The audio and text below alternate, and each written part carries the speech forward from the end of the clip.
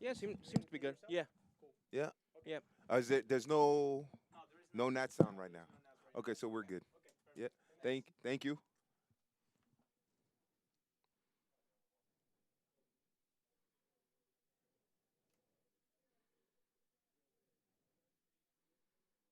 Let's see.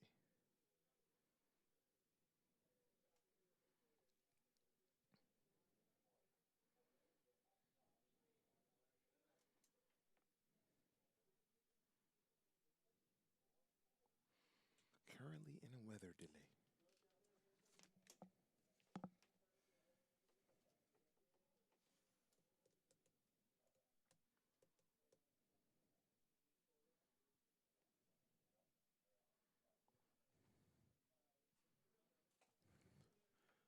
Any other news? Let's see.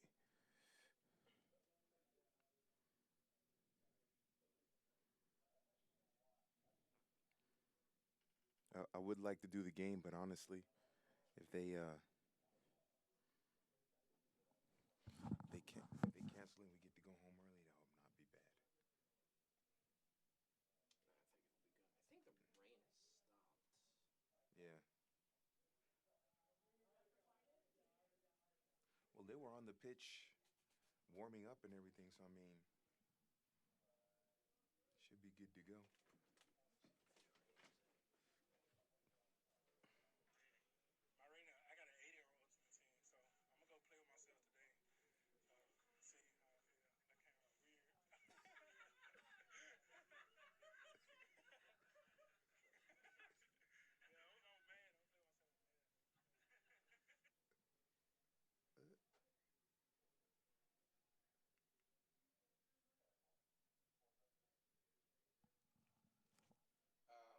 Going on air 10:15.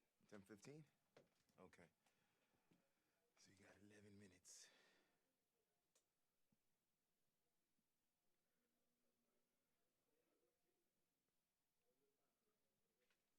Mm.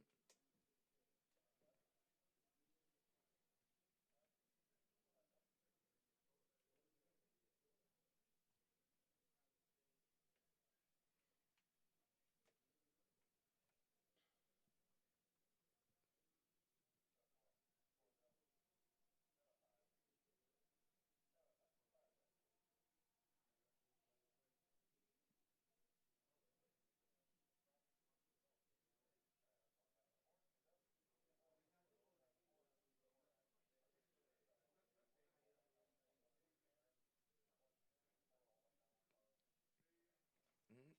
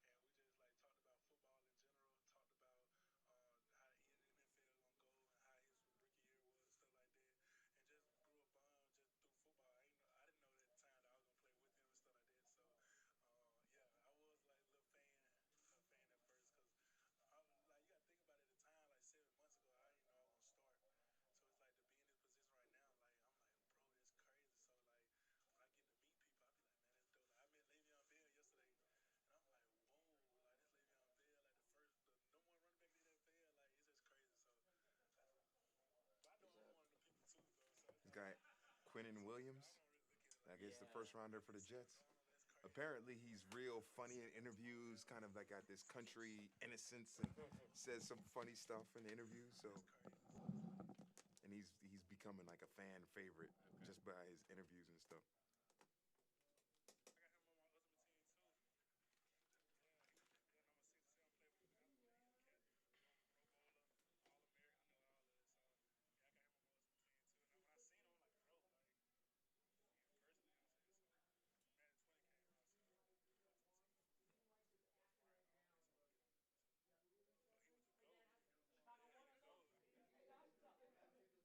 New Jersey next. Portland winning.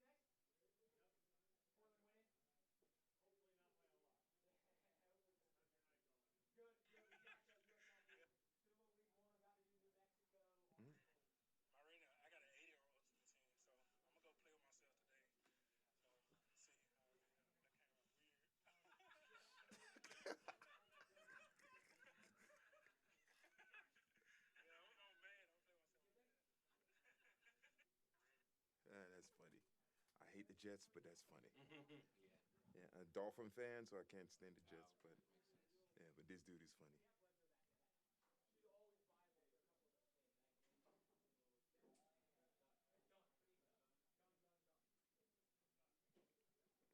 So 10:15 kickoff. Good. 10:15 on air. Oh, on air. Okay. And then kickoff's like 10:21, I think.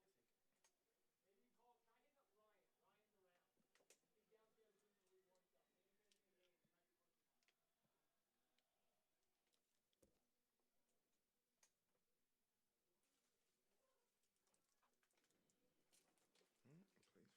I'm gonna get like no sleep tomorrow.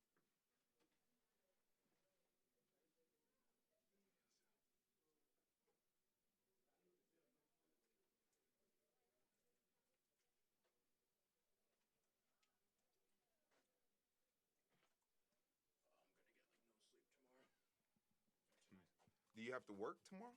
Do any work tomorrow? No, Or are you off? this is such a like a first world problems thing. Uh-huh. So long story short, my mom's best friend, my aunt, who wasn't actually my aunt, but you know, Mm-hmm. Yeah, she because you're passed sick. away like 2 months, month and a half ago. Oh. Cancer. It was really sad. Anyway, her brother has these seats at the Phillies game. He's a lawyer, rich as hell. Mm-hmm. Has these seats at the Phillies game, third row, like looking into the dugout, and all like everything is free. Food, drink, like everything's free. Whoa. Yeah. Whoa. I've gotten to go a few times. And so, at like after the funeral and stuff, my mom and him sort of, worked on like planning and doing the funeral. So we asked him for tickets, and he gave us these. We're probably not gonna ever go again because I don't know if we'll keep in touch with him now that she's gone. No, she gone. Oh, So yeah. this is like our last time. So it's like a real. It's gonna be sort of a special thing. So that was we had that booked, and I got this, and it worked out. I was like, okay, 2 p.m. Saturday. I'll fly back first thing Sunday morning, and then my mom can pick me up at the airport and then Go we'll to just the go game. to the game. Ah, who they playing? The Phillies. White Sox. Oh, okay. Okay. So it's like a weird. Oh, I gotta get out of here to go stuff my face in free food, but Yeah. No, but get back home as quick as possible.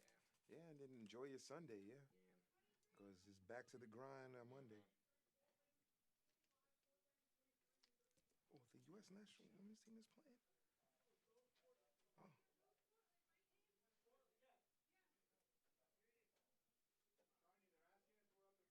Oh, are we up in 5? People are calling you every which way. Mm.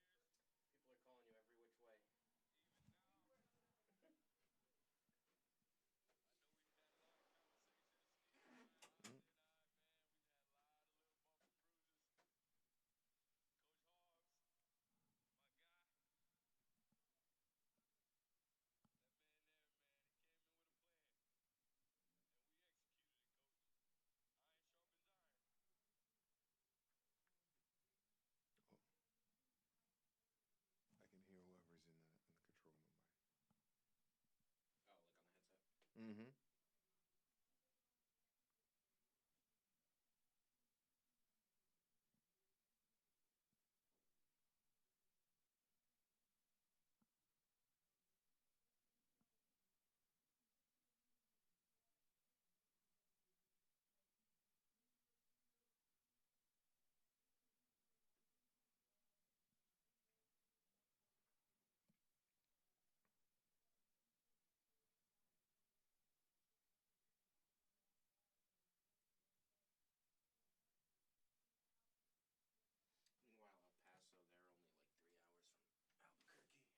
3 hours? Shoot, yeah. Yeah, I heard with the shooting earlier. I saw they cancel. I didn't realize. Like I saw the shooting. I didn't realize till I got here.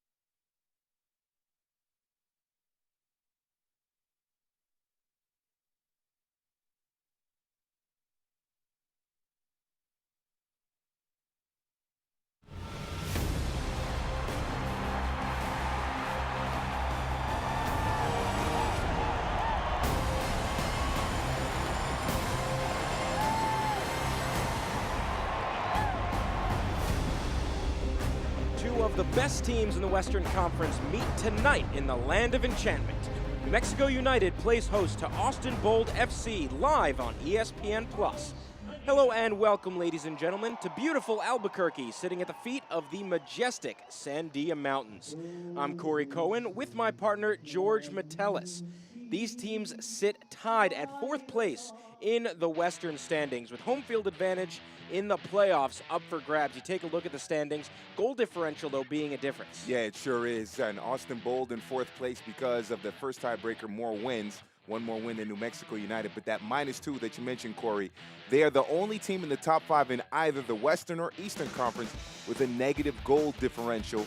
That shows that this is a team that's scrappy. They find ways to win, whether it's the 1-0 versus Fresno or a big win as well in terms of scoring a lot of goals. So they find a way to get it done. New Mexico United coming off a big win midweek on Wednesday. Chris Wehan, the local product from University of New Mexico, had 2 goals in that victory. Yeah, he's starting to heat up for New Mexico United. He has 3 goals and an assist in his last 2 games, including this brace, 2 goals against El Paso. If he gets it going with the way Kevon Frater has been playing all season, New Mexico's attack is going to be even more lethal as we get closer to the playoffs. He's certainly an X factor for New Mexico United. Now taking a look at Austin Bold, Moby Okugo, the veteran on that back line, had a long MLS career, had over 100 appearances with the Philadelphia Union, and now he is here as the holding center back, one of 2 players that play every single game this year. Yeah, him and Xavi Baez, the team leader in minutes. Moby Okugo alongside Jermaine Taylor. Those 2 in the middle of that Austin defense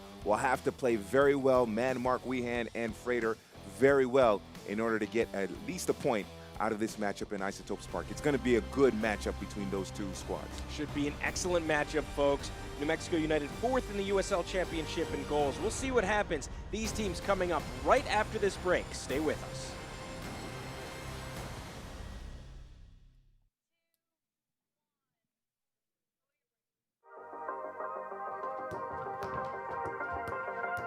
Hey, where's Roush and Justin? I don't know, bro.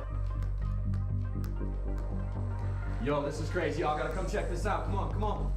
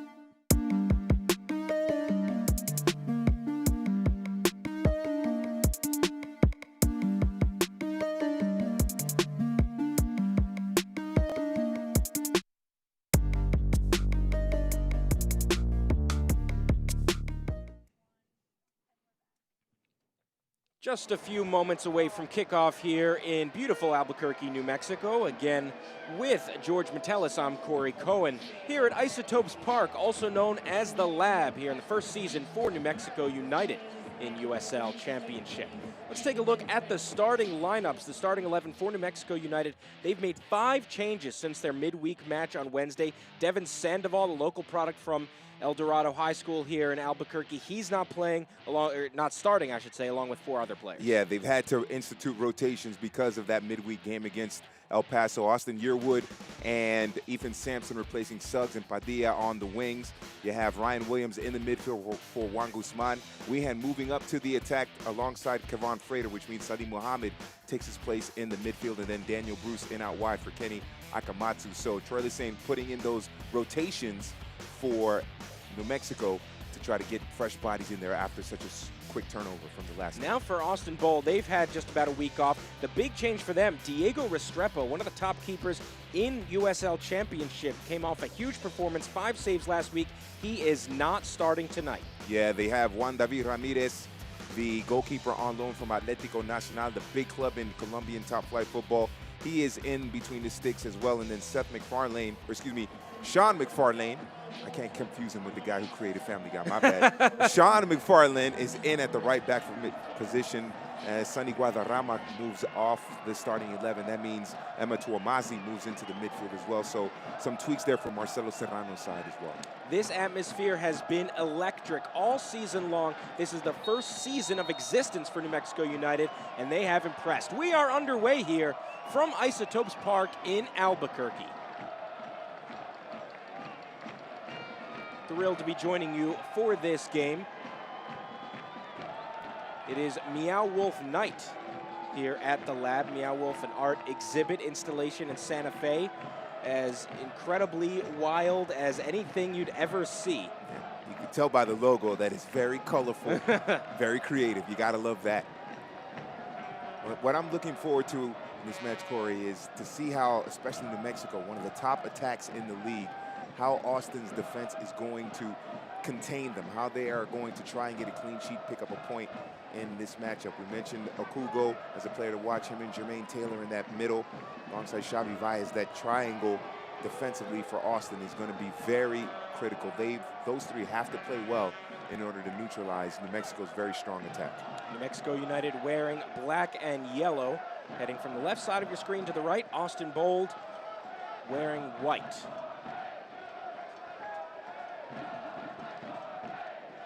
So here is Salih Muhammad, came off the bench in the 69th minute on Wednesday. Nice ball forward from Kevon Frater. The cross, no trouble for Juan David Ramirez.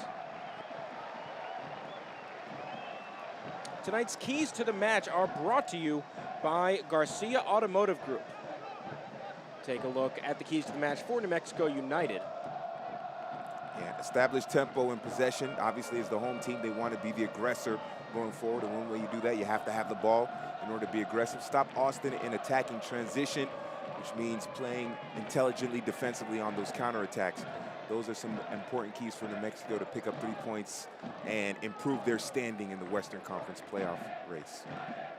So here is Justin Schmidt, another local product from Albuquerque. Spent last season with Sacramento Republic. Leads the team in clearances.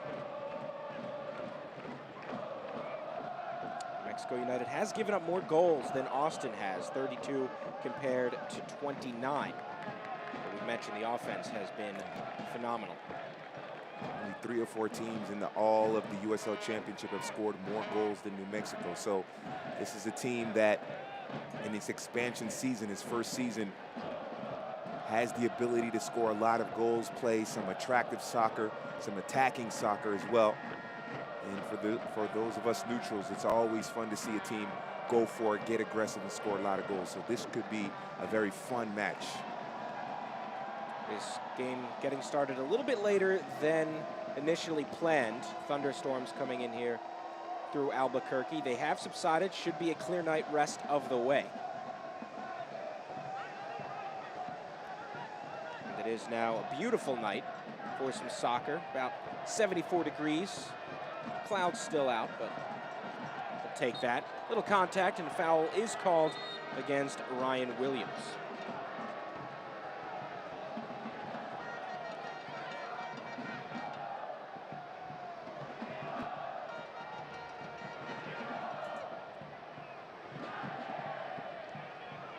Now some movement on the right flank. New Mexico takes it over and forward, looking for Chris Wehan. Frater trying to link up. Wehan off a mistake from the Bold back line. Wehan the give. Daniel Bruce slows it down. The edge of the box. Ryan Williams now crossed in, nobody there. Coming forward, Ethan Sampson, the right back from South Africa. Pass just a little too heavy, a little too far ahead of Daniel Bruce for him to get that cross in back to Wehan, but still you could see the danger that New Mexico's attack can provide with Wehan and Frater and Santi Moar. But what was very, very positive for New Mexico in that attack was that Frater dropped back deep into the middle. That allowed Wehan that space in front of him to create and be a target. So Frater, not only is he one of the best goal scorers, but he understands his position on the pitch, and Wehan understands Frater's position on the pitch as well. One drops back, one moves up forward in attack, higher up in the attack, and that will create opportunities, goal-scoring chances for New Mexico. Meanwhile, we have to update you. There was a last-minute change. First, Wehan in the box, the cross, and the goal for New Mexico! Daniel Bruce, his second goal of the season after a stunner goal of the week a week ago.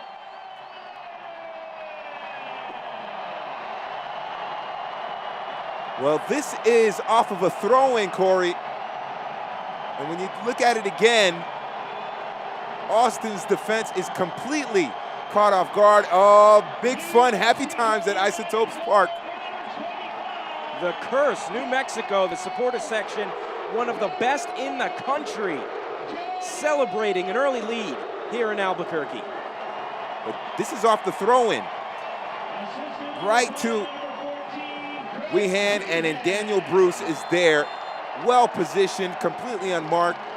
But off the throw-in, that is unexcusable. I'm sure Marcelo Serrano, the coach, the manager of Austin Bold, is very upset with that. Off the throw-in, that slicing ball into the penalty area where Wehan squares it to Daniel Bruce for an easy finish. That United goal brought to you by your Delta Dental of New Mexico. Teeth mean business, and so does Daniel Bruce.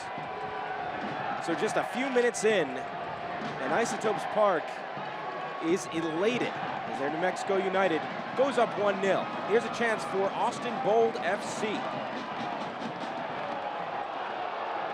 As I was just starting to say right before that goal, there was a late change, an extremely late change in the starting 11 for Austin. Andre Lima, their leading scorer, 8 goals on the season, is not starting. He was pulled, scratched at the last second. Thomas de Villardi from France is starting.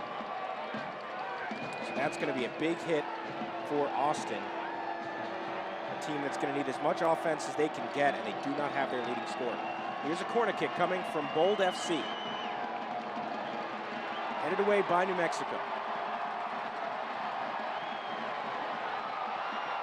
Andre Lima, as you mentioned, the top goal scorers for Austin. So now the goal scoring is going to fall to De Villardi, but also Tirpak and Isaac Promise are going to have to elevate their game. They're going to have to be a little more aggressive in attack as well. And what Austin need right now is some possession. They haven't had much of the ball in these early minutes of the game, as New Mexico ignites, excites, and delights their crowd with that early goal by Daniel Bruce. But Austin have to settle this game down. They need to win this ball in the midfield and gain some possession to slow down the momentum, slow down and calm down the energy here at Isotopes Park. And if we could just talk about for a moment this incredible atmosphere that has been established here. You see, it's not just a one-off. This is every single match. This stadium is selling out. The fans have been phenomenal. The Curse, New Mexico, they have been sensational on their feet the entire game, rowdy and respectful, but making a ton of noise for their squad. And I talked midweek to Troy Lesane just a couple of days ago, asking him what it's been like for the players. And he says, best fans in the league. He's never experienced anything like it throughout his entire career coaching around the country. And because of this crowd, they are hungry for a home playoff match. They want a top 4 seed, and even more than that, because they know that if they can play their games here, they have one of the most intimidating home crowds in the entire nation. And one thing about having a loud and rowdy crowd is that it gives the players energy. There's a chance for Austin, a little bit of contact, but it doesn't matter. Last touch off of the Bold. We'll see a goal kick. It allows these players, this energy that the crowd gives these players, it gives them an extra 5-10 minutes of endurance, of stamina. It gives them more motivation to play well and to score goals and to defend better. So the effect of a strong home crowd, a loud home crowd, an energetic home crowd cannot be overstated. It is just fantastic for these players to be in an environment like Isotopes Park with a rabid crowd and rabid support like they have in New Mexico United. It's incredible what they've been able to do so far in this baseball stadium, home of the AAA Albuquerque Isotopes. Here's a giveaway. Kevon Frater. He's got Wehan to his right. Frater picks up a knock. Okugo was there, and he's called for a foul. He'll also get a yellow card. And that was Austin Bolt giving that ball away in the midfield, and with Kevon Frater with his pace running at that defense. That Seitel yellow card issued to Amobi Okugo. Number 15, we take another look at it, yep. Clear. We talked about Okugo at the top of the broadcast, how he's going to have a lot of responsibility to stop these players, Wehan and Frater and Moar.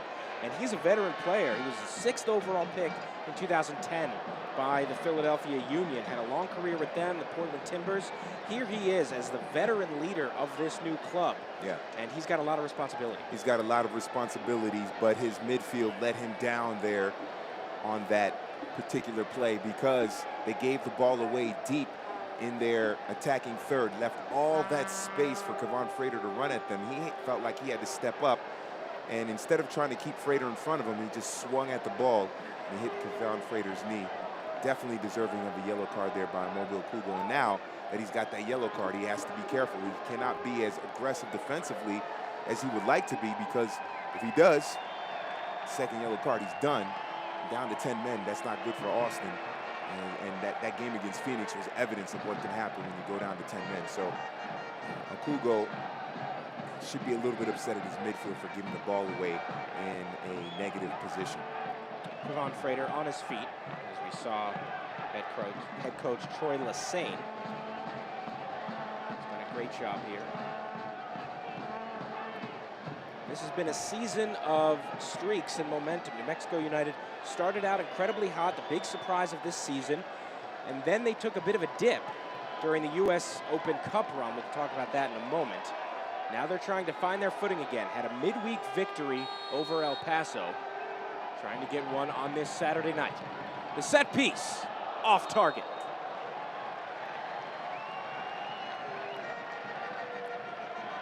Looks like it was deflected, so we'll see a corner kick. Well, that was a very, excuse the expression, bold attempt on frame there by New Mexico. Into a corner. This corner kick brought to you by Crown Plaza Albuquerque.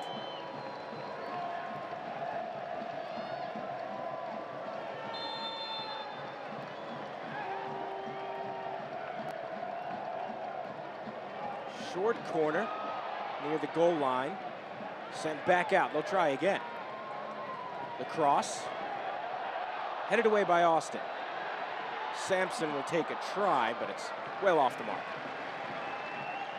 Right now, Austin Bold, they are under some serious pressure here from this New Mexico United attack, and they got that early goal. They want another one. They are putting pressure on that back line and the defense, that midfield. Austin, they need to hold some possession here, calm the game down, and take the crowd out of it a little bit. Try to take some of that energy out of the crowd and take some of that sting out of this New Mexico attack that is feeling very, very potent right now. Got to get some possession. Staying on his feet. Yeah. It's an impressive play. Here's Austin in the midfield. Javier Baez, 32-year-old from Mexico. Only player to start every single game this year for Austin. He's another veteran leader. Spent 11 seasons in Liga Mexico. 163 appearances for Chivas. Yes, Chivas, one of the big clubs in Mexican football. When you play at that level for Chivas, you know you're very good. And that's a player in that midfield. You mentioned he's played every game. He's tied with Okugo for most minutes this season. And he's got to be that midfield general, especially in that 4-3-3 that Austin liked to play in.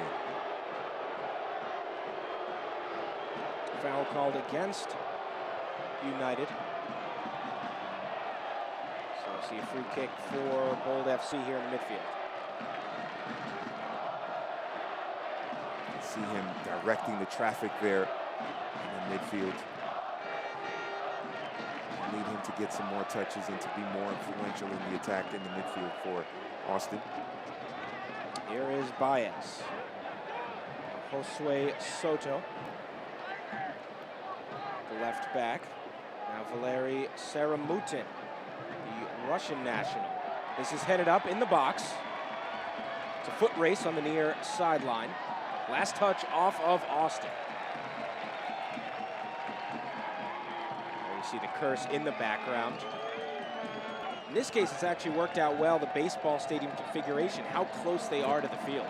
Absolutely. That's definitely an advantage for New Mexico, especially the opposition getting on that end and, let's just say, hearing some things from that. A header, I believe, at least, that Promise Isaac got a piece of it. But not much of a piece. Is there the fans see the 505 shirts, the area code? Again, Meow Wolf night. So a lot of very colorful out there. And nothing energizes the crowd more than an early goal. And that goal by Daniel Bruce. They were already hyped. They were already in good spirits.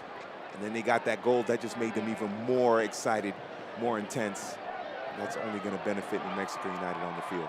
And the rain has lightened up now, but even when it was coming down hard, these fans out there in full force. Now into the attacking third. Into the box. Took a touch. Kevon Frater. Sent away. Throw-in coming up. But a big chance there for New Mexico. It sure was a great chance for New Mexico. First of all, credit Salim Mohammed winning that ball in the midfield and running into the middle of the pitch there. All kinds of room, and then finding Daniel Bruce out wide on the left. Kevon Frater, he's got to either settle that with his chest or one-time it with that right leg. Kind of indecisive there, and it cost him a chance to get another goal and make it 2-0. Here's Ryan Williams, the cross, and caught by Juan David Ramirez. The 22-year-old keeper out of Medellin, Colombia. On loan from Atlético Nacional, and for those that might not be familiar with Atlético Nacional, they are like the New York Yankees of Colombian football. He's got a bright future. That shot is off target. 18th minute here from the lab. 1-0 lead for New Mexico United. Again with George Metellus, I'm Corey Cohen. Thrilled to be joining you here in Albuquerque. They call this place the lab. Well, Troy Lesane is definitely experimenting with this starting 11 because of that quick turnover from the El Paso game. And so far it's worked. They have the 1-0 advantage. They're playing aggressive attacking football. They're taking advantage of mistakes and turnovers in the midfield from Austin, running into those spaces, being aggressive. So this lineup with all the changes they've made is playing very well, looking very strong. Missing their captain, Josh Suggs, left back. Here's Ethan Sampson. Finding Rashid Tate, 24-year-old from Accra, Ghana. In 1912, and our soccer team kicked off for the first time in 2019. So when the clock reads 19 minutes and 12 seconds, we're going to get loud and rowdy until the clock reads 20 minutes, 19 seconds. Here's a chance, Javier Baez on the counterattack. Baez still moving forward, plays it to his right. Taken away. Little contact, still playing. No whistle from Michael Radchuk, a deflection. And that'll head out of bounds, a throw-in coming up for Bold. Oh, that was a missed opportunity there for Austin Bold going forward. Xavi Baez with a lot of space in front of him, but no one running into a space. No one kind of making a run in behind the defense. So he had to pull up, and they couldn't get a shot on target. Santi Moar is frustrated with Michael Radchuk, the referee. Moar, originally from Spain, came over, went to Pfeiffer University, had a nice 2-year stint with Bethlehem Steel. And here he is with New Mexico United, the best that he's ever played. Had 6 goals in those 2 years in Bethlehem. He's got 9 so far this season. You talk about 1912 founding of the state. They are going to be making a ton of noise now until 2019 on the clock, the inaugural season here. Oh, that's a great tradition. Just an incredible atmosphere. Yeah, again, awesome. This club has existed for a few months, and look at all the traditions and all the culture they've established. It sure is amazing, and it's a great testament to the USL Championship for putting a team in New Mexico, and then New Mexico taking advantage of it, and then having this tradition of making noise from minute 1912 to 2000, minute 2019. Here's a chance for Austin, and a goal kick coming. Look at this incredible fan support. In full disclosure, half my family's from Albuquerque. My cousin is actually in the stands somewhere in there making a ton of noise. So shout out to Remy Feldman. Well, the beauty of a New Mexico United in a community like Albuquerque that does not have a major professional team in terms of like NFL, NBA, or something like that, is that the community can rally behind this team. And the players become part of the community. It's not just a bunch of pampered millionaires. You have these players are really invested in the community, live next door to some of the fans, I'm sure, so that makes it even more special and more of an attachment. Absolutely. Now here's a chance. Promise Isaac. Nice defense from New Mexico United. Javier Baez. Cross, and too much power. And that was Ethan Sampson, the right back, doing well to prevent any more forays or getting deeper into the defensive third there of New Mexico.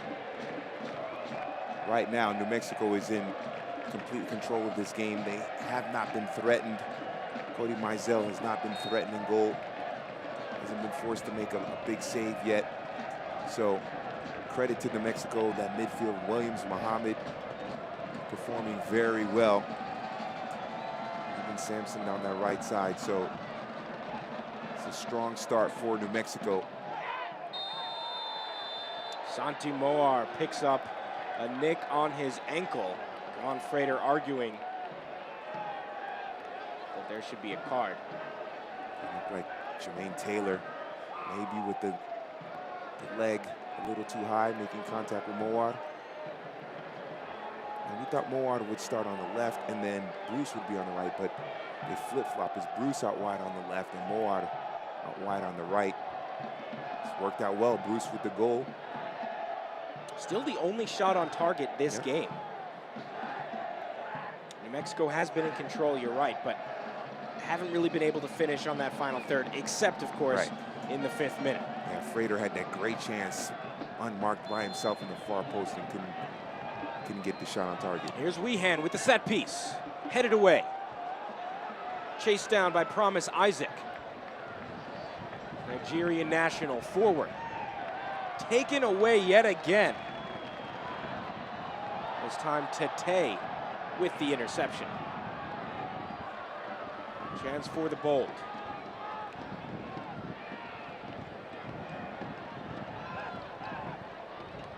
Good transition defense there by New Mexico. Looked like Austin was going forward. It was Tumazi that had tried to link up with Promise Isaac, but New Mexico getting the numbers back, reading that pass very well, and cutting it out. New Mexico doing an excellent job of the transition defense, getting the numbers back when Austin appeared to be going forward with a counterattack. Here's a chance for Austin. Played off to Ima Tuamasi. And sent away by Justin Schmidt. Little contact there, foul called on Valeri Saramutin. This game getting a little bit chippy. Frater frustrated with all the fouls. Here's a chance near goal. And a corner kick coming up. Yes, quick restart there by Kavan Frater, and Santi Moar able to get in behind the defense there. In New Mexico, what we're seeing is on the restarts, whether it's a free kick or the throw-in that actually led to the goal, it's quick. They want to catch that Austin Bold midfield and defense off guard, not paying attention. It almost worked there. Santi Moar with the penetration there that led to a corner kick. Here is another one. Corner brought to you by Crown Plaza Albuquerque. Sampson was unmarked there. He had actually time to settle it off of his chest and take a shot. He tried to go for the header there, but he was completely unmarked. That was well executed by New Mexico. Tuamasi chasing it down. Nice pass from Baez on the long ball. Tuamasi into the box, still going. The cross. And no trouble now for New Mexico. Tierpak was there and he could not get a clean touch onto it. Tuamasi does very well to keep the play alive, keep his momentum going forward. Tuamasi, normally a facilitator, leads the team in pass accuracy. Nearly a 91% pass success rate. This crossed forward. A long strike! Ooh. The save from Mizell! What a rocket that was, but Cody Mizell was up to the test. That was a rocket shot there. A blast from the right boot, I believe of De Villardi.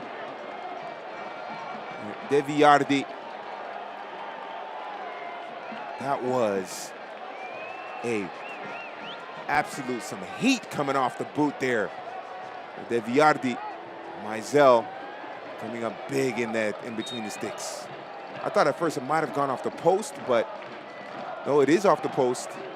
The way it ricocheted, but looked like Mizell had it covered, but still, De Villardi with a great opportunity there. Thomas De Villardi, native of France, came over to the U.S., went to Duquesne University in Pittsburgh, transferred to University of Delaware. And here he is with Austin. And it looks like with Andre Lima, not a late scratch. And then you have De Villardi, make sure I say it right. It's a 4-3-3 still, but it looks like De Villardi is dropping a little bit deeper, and then Tierpak and Promise are the ones up top. The cross, nice header on that back line.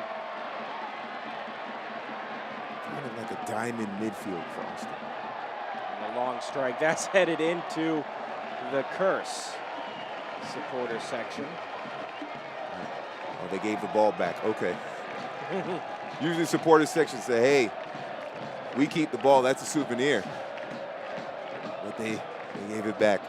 But just to finish the point on De Villardi and his role here in the formation for Austin, it's Tierpak and Promise, the two up top, and it looks like that diamond formation with Tuamasi, Xavi Baez, Saramutin, and then De Villardi is those four in the middle for Austin.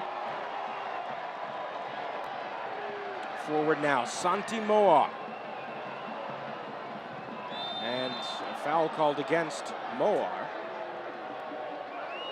So we'll see free kick now for Austin Bolt. As we approach the 29th minute of action here at Isotopes Park. Certainly has been an exciting, spirited first 29 minutes here in Albuquerque. The goal certainly lighting things up. Austin still struggling to hold on to possession here. Tierpak, nice through ball. Finding Deviardi. The cross, nobody there. Completely unmarked, now a mistake. A takeaway. Excellent defense.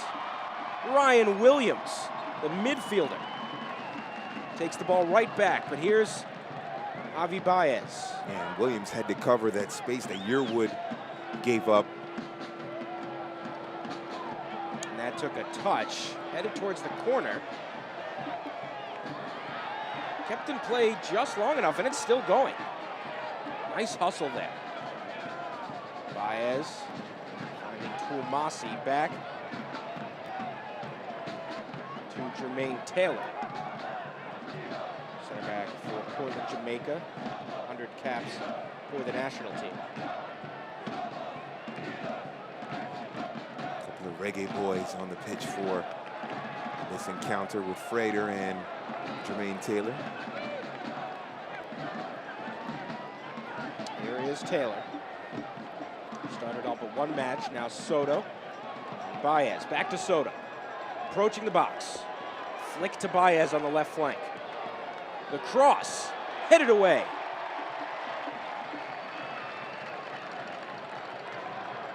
Sent in again, Mizell off the crossbar.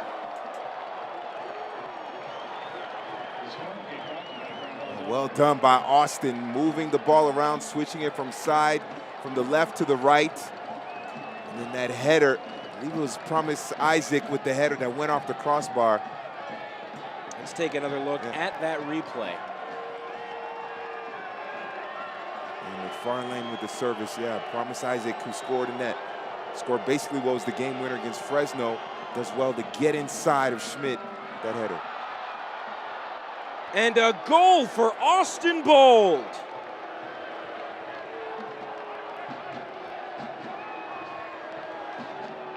Amobi Okugo, the center back, the veteran, ties this game up in the 31st minute.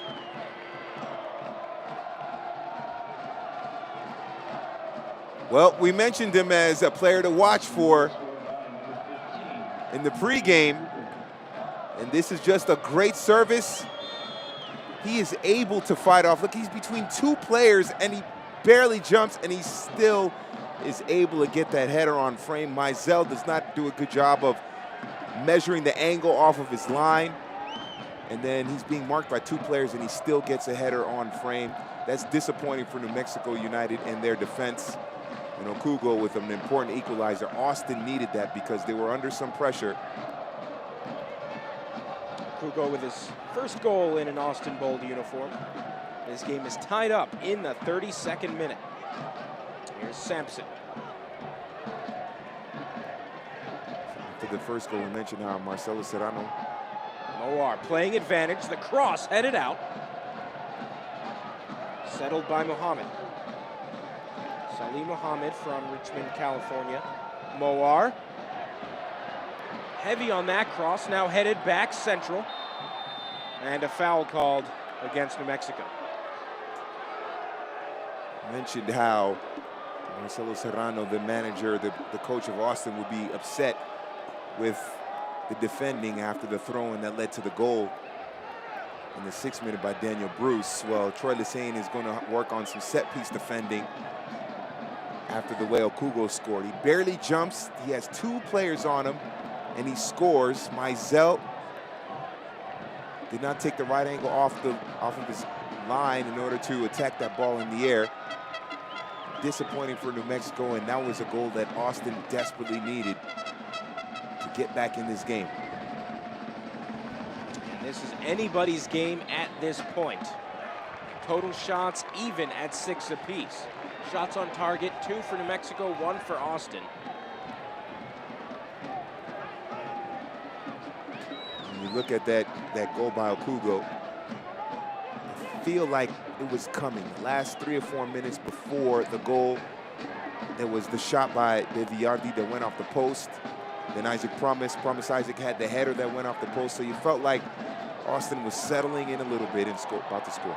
Moar, forward for Weehan, off his chest. The save from Juan David Ramirez. Oh, and Weehan, if he could do it over again, he'd have a little bit of a lighter touch. It's a great ball by Moar. Weehan able to get into that space in between a couple of defenders here. First of all, good run by Moar, and the touch is just too heavy off the chest. That's basically what it is. If it's a lighter touch by Weehan, he would be able to control it, even get around Juan David Ramirez, and then just slide it over the line into the back of the net. But well done by Moar to run into that space.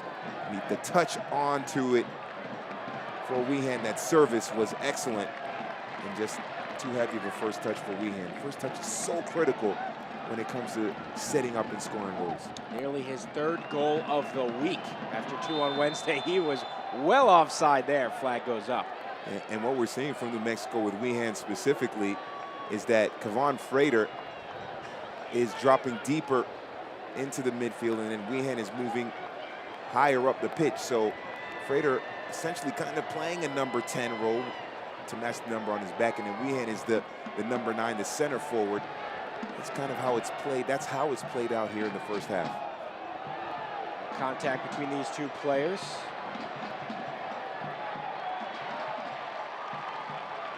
Sion McFarland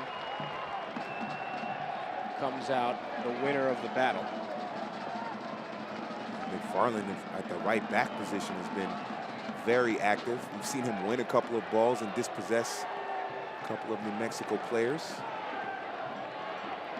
So of the 2 wing backs for Austin, he's been the most involved in this first half.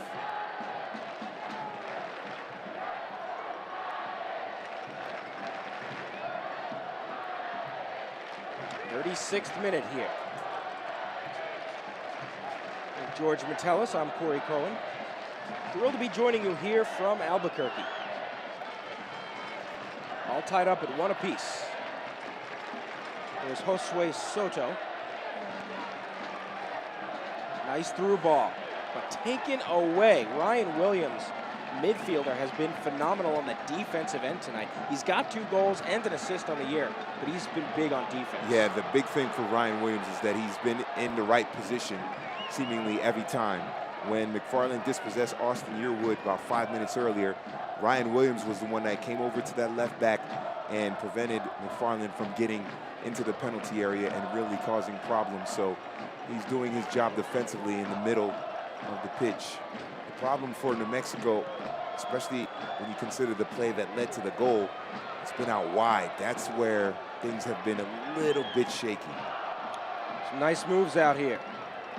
Daniel Bruce sent away in the last touch off of New Mexico. So throw-in coming up for Austin.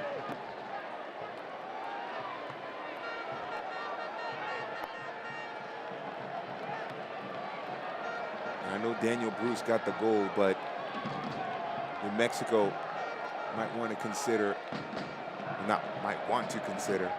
I think they should definitely get Santi Moar more touches on the ball. We saw his quality on that service to Weehan. That Weehan's first touch off the chest was a little too heavy, but he has that quality to put in the right touch, the right weight on a pass to create a goal-scoring chance. Here he is, Santi Moar. Little give and go. Through ball to Moar. Edge of the box. Now towards the goal line. Moar crosses. And a foul called against New Mexico. Well, it was a New Mexico United player that got a leg in the chest, I believe.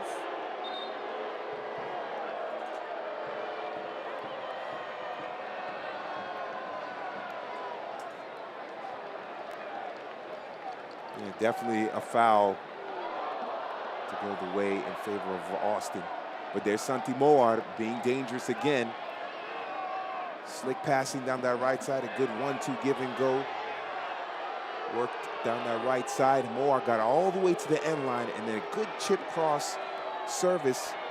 Just waiting for someone in the far post to finish it, to be there to head it in or kick it in, whatever the case. But to get a touch onto it, to get it on the frame, and no one was there. Santi Moar looking very dangerous down that right side. Let's take a look at the foul. Yeah, so he didn't get it in the chest. He came forward on the kick. That's Valeri Saramutin, native of Moscow. Well, excuse me. He was born in Camden and then grew up in Moscow. This, in fact, is his first American club. First club outside of Russia. The yellow card issued to Ryan Williams, 22-year-old from Hawaii. And Ryan Williams coming in a little too wild there, a little too aggressive, out of control. Trying to win the ball, but also, when you look back there, the clearance by I believe it was Jermaine Taylor or Okugo, one of those two, off the chest. Here's a chance now. Isaac, just outside the box. Daviardi still going. Plays it out to Tuomasi. Little chip cross. Headed away by Sampson. Foul was called regardless. And just quick point, going back to the yellow card by Williams. I believe it was McFarland who tries to clear it with his chest, and it doesn't go very far. If he takes a look around, sees that no one's there, he can actually settle it and then blast it out with the boot. And that chest attempt at a clearance put Saramutin in a very precarious position. Thankfully, if you're Austin, it didn't lead to a goal or anything negative, so McFarland getting away with that one there. Saramutin, 24 years old, again, first club outside of Russia. Williams.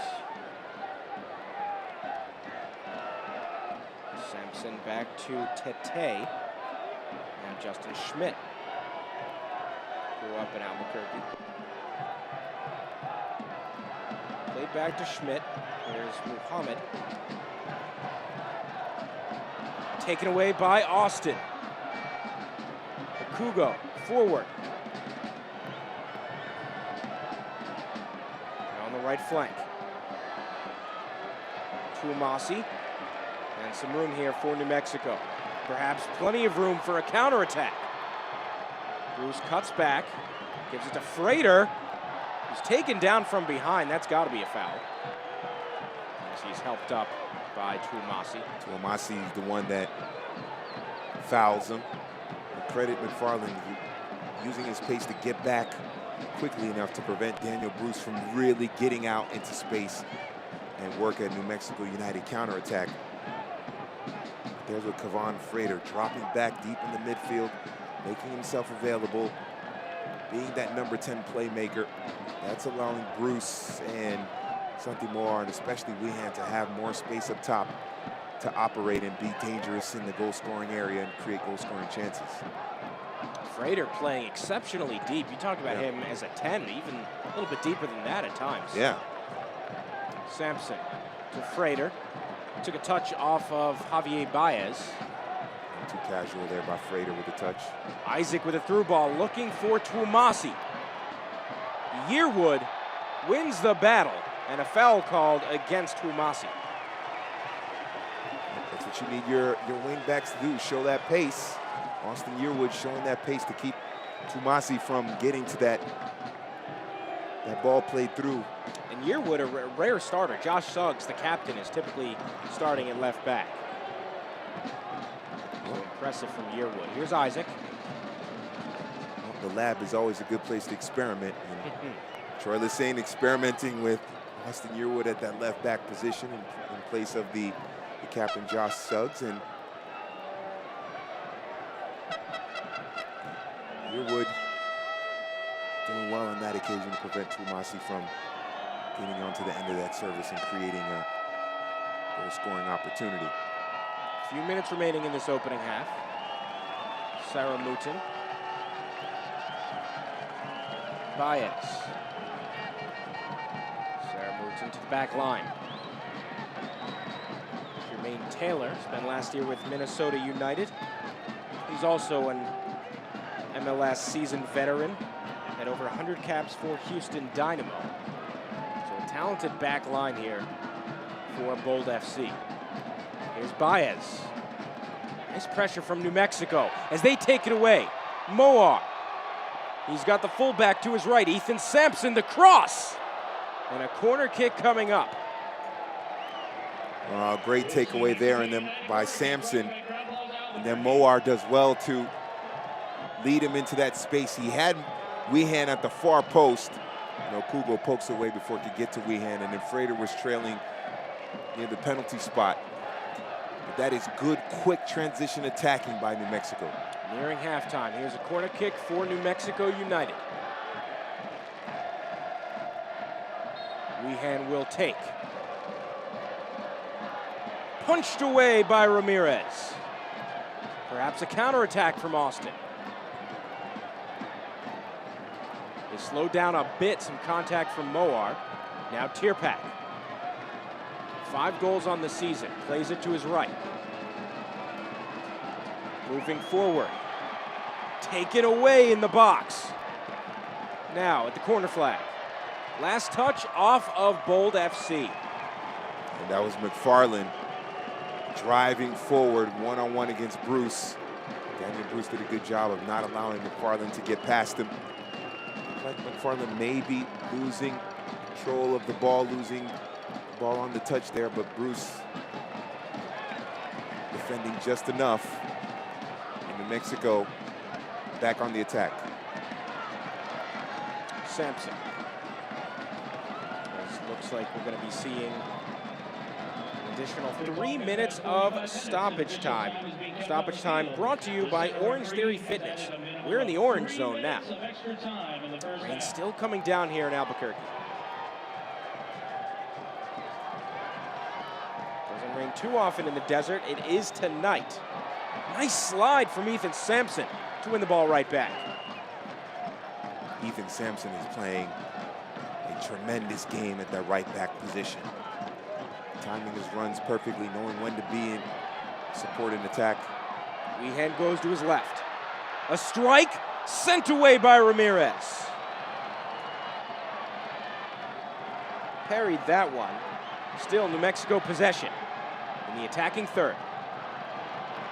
Nice stand-up interception. Austin will play advantage. Daviardi back to Baez. Tumasi now on the left flank. Baez, a long strike. Well off target. Baez saw a little bit of space in front of him. Decided to test the goal, long-range effort, but no worries, no concerns for Cody Mizell in goal. Mizell with an excellent season so far.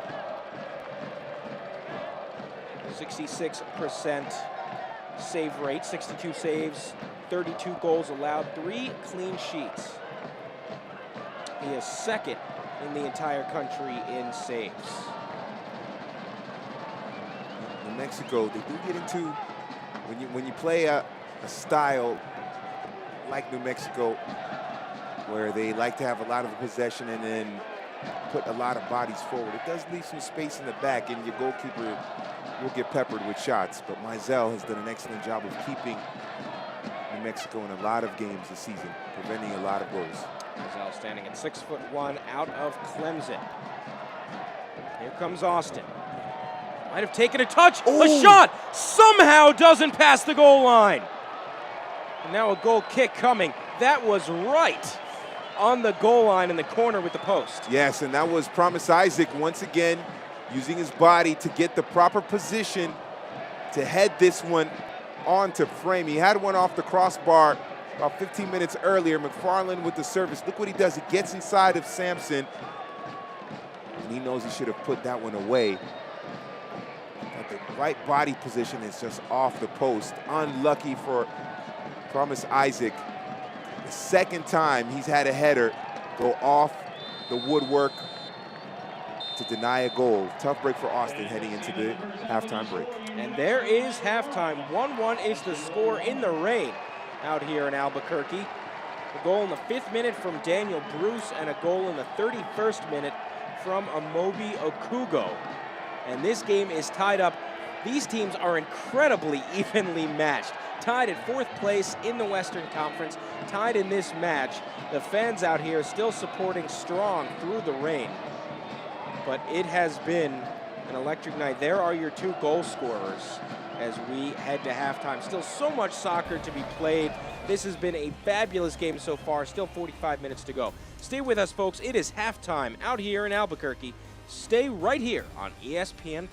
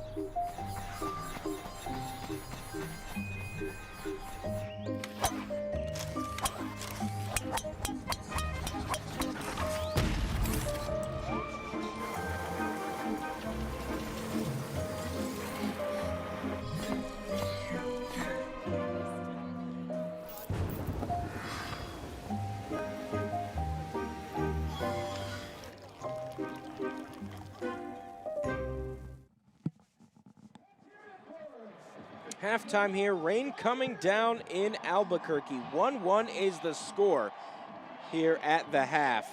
I like that poster there. With Be a Freighter. Yeah. Be a Freighter. Yeah, no, I like got the that. fangs. Yeah. That's good. That is intense. Jamaican flag in the back. I'm telling you, these fans bring it out here in Albuquerque. Let's take a look at the upcoming schedules for both of these clubs as they move forward. As the season starts to get later and later, approaching the playoffs. You see New Mexico United, they'll head to Portland next week, and then they're back here at home for a match with LA Galaxy 2. Yeah, that is going to be interesting the next 4 or 5 games here. 3 on the road. They have to try to pick up in those 3 games at least, do the math, about 5 points to keep themselves in that top 4, in that race for the top 4 in the Western Conference playoff seeding. So those matches will be important, and then they have to pick up victories at home at Isotopes Park. This is going to be a tough test for New Mexico going forward. Now taking a look at Austin Bold's upcoming schedule.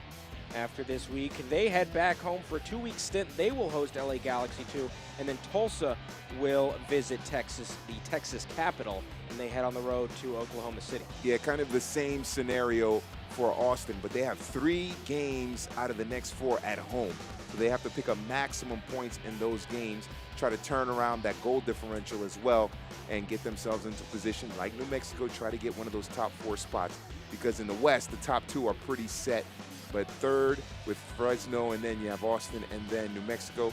that is going to be a challenge as well. So those 3 out of the 4 home games, very crucial they pick up maximum points. Yeah, these teams incredibly evenly matched. Again, both their first season, and a great game so far. Stay with us, folks. We'll take a look around the USL right after this.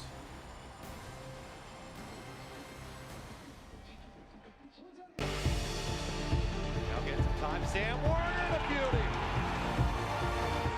From distance, on the way and in! Goal, Las Vegas Lights! And Taylor with a beautiful strike. Are you kidding? It will go for goal! Oh my goodness!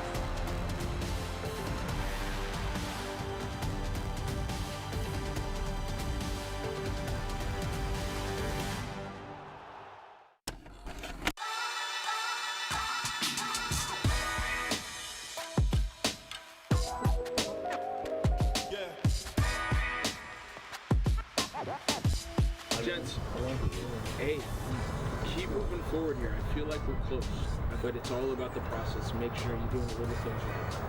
It's part of the community. I think it's not a mistake that you drive anywhere in the city and you'll see the Red Kickers K. I was certainly honored to play for the club and understand it's just a part of the city. We're the longest continuously run professional soccer team in the country, which is pretty cool. We have Charleston Battery beat by one day. We played on a Friday night. In '93, they played on a Saturday. We take great pride in that. There's a really good structure in place, and there has been a really good structure in place for a long time now, even from when I was back here as a youth player. The coaching staff, the culture, the way things are done at the Kickers is at the highest level. Everyone's committed, everyone's 100% in. We have a really strong locker room and everybody really wants to do well for the club, and they believe in me and believe in the club and respect the history that we have as a club. So it's been a lot of fun so far, just kind of getting this group together.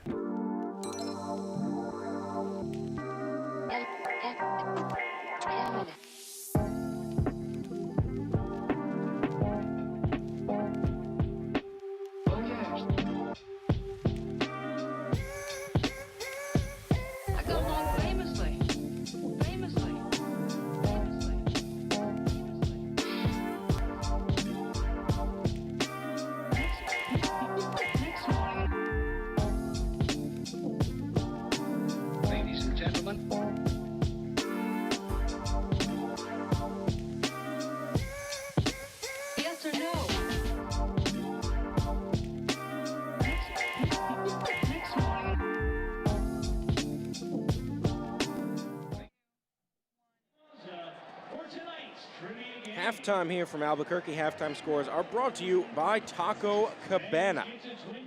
It is 1-1 here at Isotopes Park. It's been a phenomenal game so far, a lot to still look forward to. Let's take a look at news and notes from around USL Championship. See Phoenix Rising. They have been on a phenomenal run so far. We'll talk about them in just a second. And then you take a look. Wednesday Night Soccer, it will be back this week yet again. This time Sacramento and Las Vegas should be a good one. Yeah, and we were talking about it before. Sacramento, their red kits are really smooth. They got a smooth kit there. But it's going to be very good because Sacramento is in a chase for the playoff spot, trying to get into that top 8. So they need to beat Las Vegas in order to get a step closer to making the playoffs there and getting into that top 8. So that should be a very, very interesting matchup. And Vegas only 3 points out of a playoff spot, so that'll be interesting. Now we'll take a look at the scoreboard currently. We'll see what's going on around the league. We have to mention, you see, El Paso postponed the tragedy that took place in El Paso, the mass shooting at a Walmart that took far too many lives, just about 3 hours south here of Albuquerque in neighboring Texas. And, of course, we mourn for all that. Just absolutely horrific what happened. So that match canceled, appropriately so, as the rest of the league continues. Yeah, and we see LA Galaxy. Los Dos have the 1-0 advantage over Phoenix. Phoenix has been sensational throughout the season, and this will be a surprise if they go down to LA Galaxy 2, Los Dos. That would be a big one. Phoenix Rising currently at the top. LA Galaxy 2, Los Dos, that's a big one. Take a look at the live standings. Phoenix Rising, even with a loss, they would still sit in first place with a couple of games in hand. Of course, this match with so much on the line, these teams tied for 4th place, could be the difference. Tonight could be the difference between a home playoff match and an away playoff match. And we talk about, especially here at the Lab, that is a big difference. Yeah, it is a huge difference. New Mexico want to get into the top 4 and have that home playoff game at Isotopes Park. So they're going to have to come up with something, a couple of goals in the second half in order to get closer to that step. Because right now, Austin have the advantage over them because of more wins on the season. That's the first tiebreaker when 2 teams are level on points. As we are here at Isotopes Park, we'll take one more quick break, and then we'll come back with highlights, stats, and all the action, folks. Second half coming up in just a few moments. Stay with us. You are not going to want to miss it. We take one quick break here in Albuquerque on ESPN+.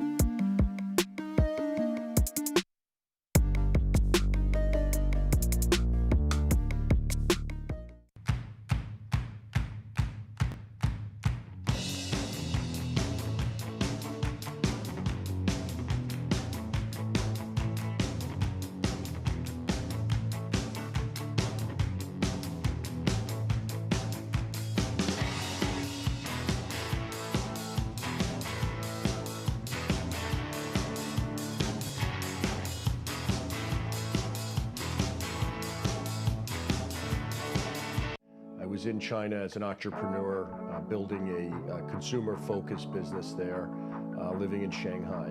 I'm Jonathan Crane, I'm CEO of Crane Shares. I started to see some very major growth trends happening in China.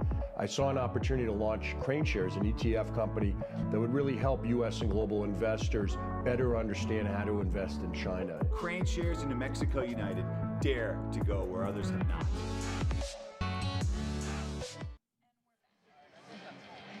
Fans here getting some food at halftime. Halftime scores brought to you by Taco Cabana. Could be getting some tacos, maybe some sopapillas, some green chili, some, man, New Mexico food, cannot beat it. I can't handle the green chili. Yeah. I cannot do it.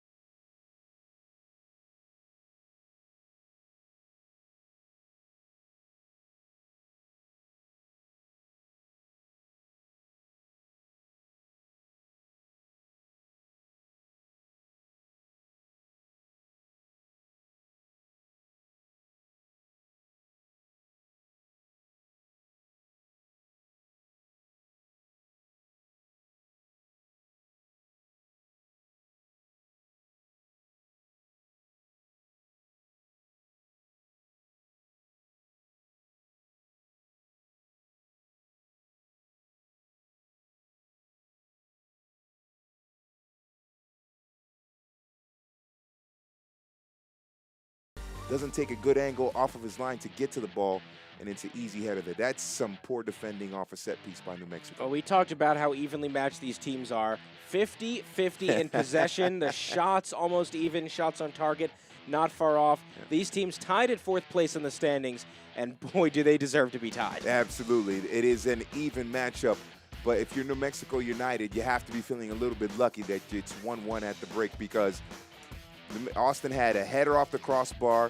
Promise Isaac had one off the post as well. There was a shot by De Villardi that went off the post as well. So it could easily be 2-1 in favor of Austin if it wasn't for the woodwork. So this second half, New Mexico's going to have to tighten their defense a little bit, especially when it comes to the aerial balls and those crosses into the area, or off set pieces as well with the corner kicks. So this second half is going to be very interesting to see what tactical tweaks Troy Lesesne makes for New Mexico United, and obviously the tactical tweaks that Marcelo Serrano will make for Austin Bold as well. This is going to be some serious drama, massive intensity in this second half. So the rain still coming down for a bit, but the second half underway here from the lab in Albuquerque. Again with George Metellus, I'm Corey Cohen. Thrilled to be joining you from the land of enchantment. In New Mexico, it's essentially, we say 4-3-3.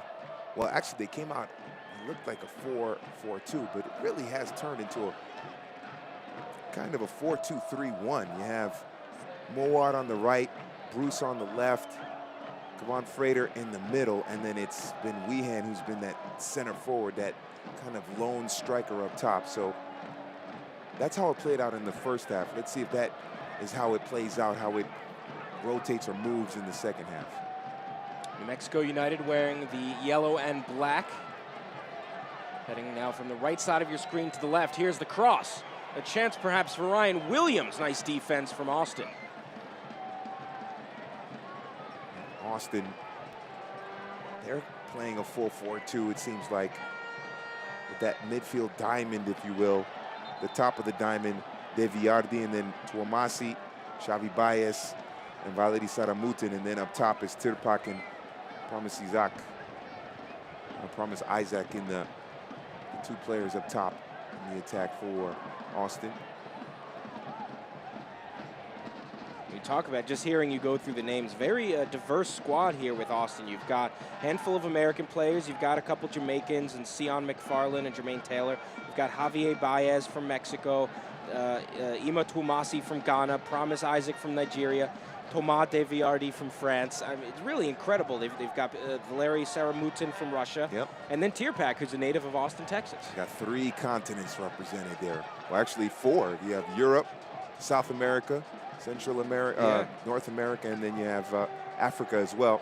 But that's soccer. Yeah. It's an international game. It really is Earth's game, if you want to put it that way. And the USL is continuing to attract talent from all over the world. That's a beautiful thing. It just brings everyone together under the umbrella of a great game. And credit to both of these clubs, who this is their first year competing, and they have put together some great rosters. New Mexico in the box. Moar, Frater for the goal! Kevon Frater with his 13th goal of the season.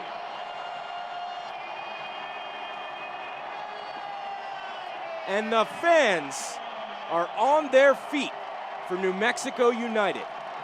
As you see Frater with a young fan. Look at him. Look at this atmosphere in Albuquerque. Well, Corey, at halftime, we saw that great artwork of Kevon Frater with the fangs. Well, he brought out the fangs here, but it's Santi Mowad who deserves the credit here. Look what he does to break down Jermaine Taylor, and Frater completely unmarked. One of the top goal scorers in the USL Championship, and the Austin defense does not account for him. He is unmarked, wide open in the area. It's an easy finish for him, but give credit to Santi Mowad for putting in the hard work to create that goal-scoring chance, get that square into Frater for him to finish it. Brilliant by Santi Mowad, who had a very good first half, and if he had touched the ball more often, more goal-scoring chances would come. And he showed it there, showed his quality there. Third in the nation in goals. He's now up to 13. And what an acquisition for New Mexico United. The Portmore Jamaican native, just 24 years old, came over from Phoenix Rising, and he spoke to Troy Lassane a couple of days ago. I asked him about Frater, and he said he's worked hard. He's with a team that holds him accountable. They want to see him succeed. And he's had some great seasons, but nothing like this. Through pass to Moar. Again, this time off the side. Oh, well done, Moar. See how dangerous he is. This one is through the midfield. This one starts all the way in the midfield circle. Look at that run. Great pass there by Ethan Sampson. Great movement off the ball by New Mexico, running into space. They could get another goal here. The structural integrity of Isotopes Park is going to be at risk because this crowd will go crazy. I don't think the baseball team's going to have a stadium if this happens again. The Isotopes won't have anything to come back to. Ooh. Goal kick, though, coming up. This is actually a well-worked set piece here by New Mexico. Santi Moar is wide open. He loops around into space, gets to where the area in the penalty box around the penalty spot. He just can't control the header here, so it's another well-worked, executed New Mexico United set piece. He just couldn't get that. Moar couldn't get that header on frame. Here's a low shot. Had a pretty good chance. Deviardi with the effort. Remember, he had an effort from outside the penalty area, long range, that went off the post in the first half. Tried his luck again here in the second half. Cody Mizell on both occasions appeared to be in a proper position or in the right place to make the save, but still, Deviardi definitely not shy. Why not? If they give you that space in the midfield to keep that shot down, why not go for it?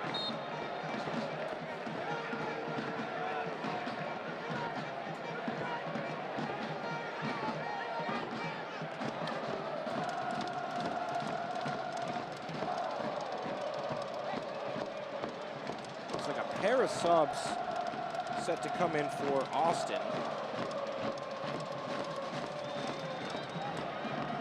We'll see in just a moment. DeMar Phillips and Callum Malice will enter. That's a moment away. Here's Javi Baez. Not to be confused with the MLB player.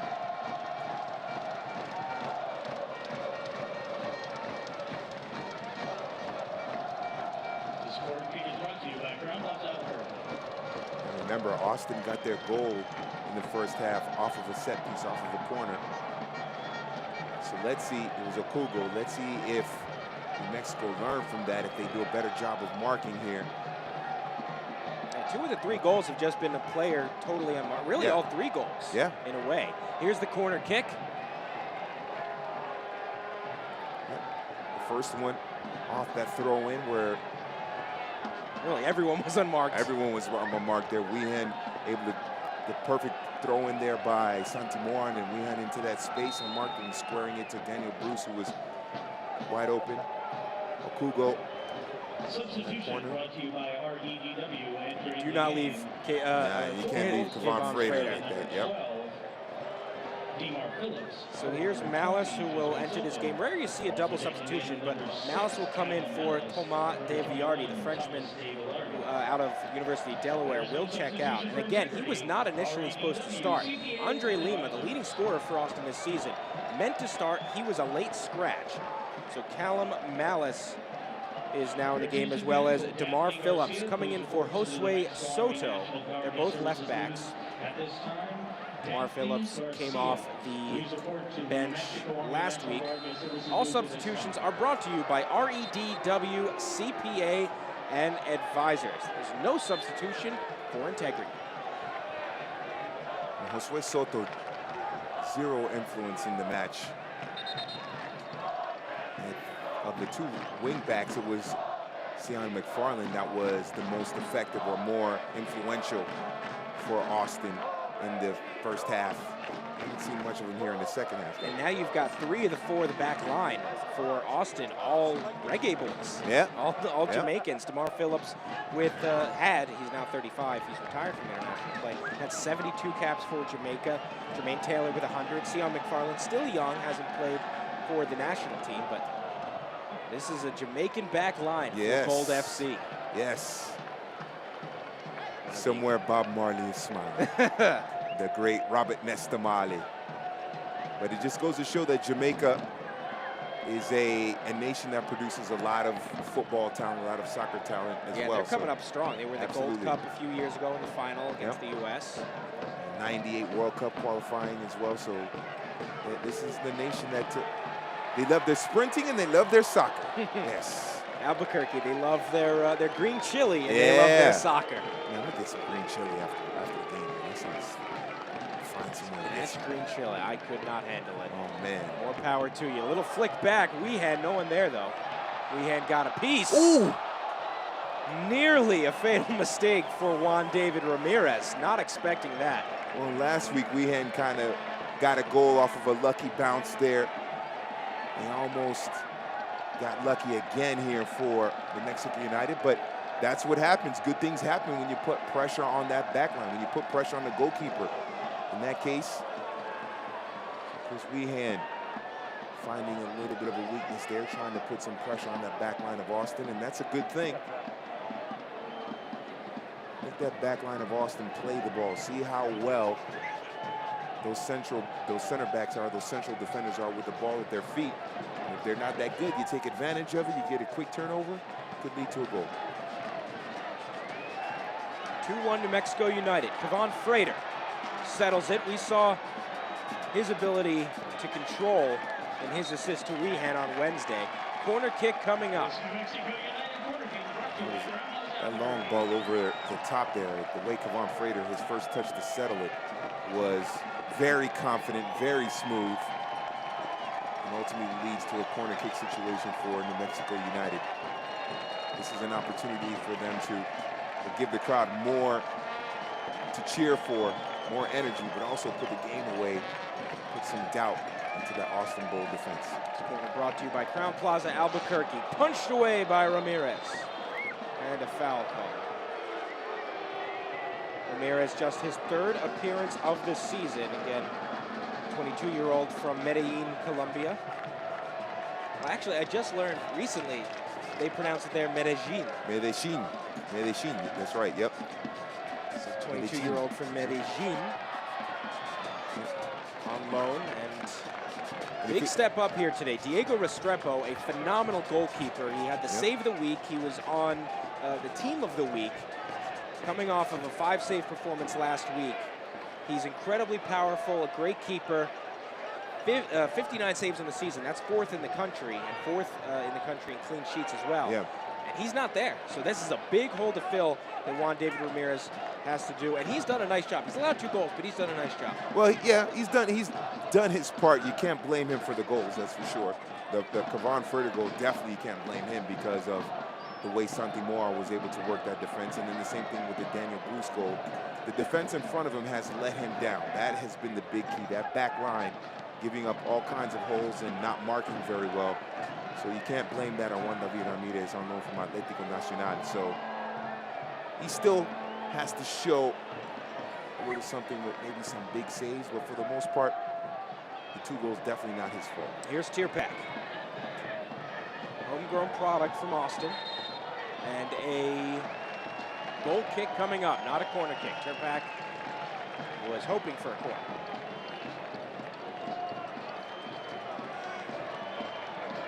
Can't sleep on Austin's food scene either, by the way. I was there recently, the barbecue.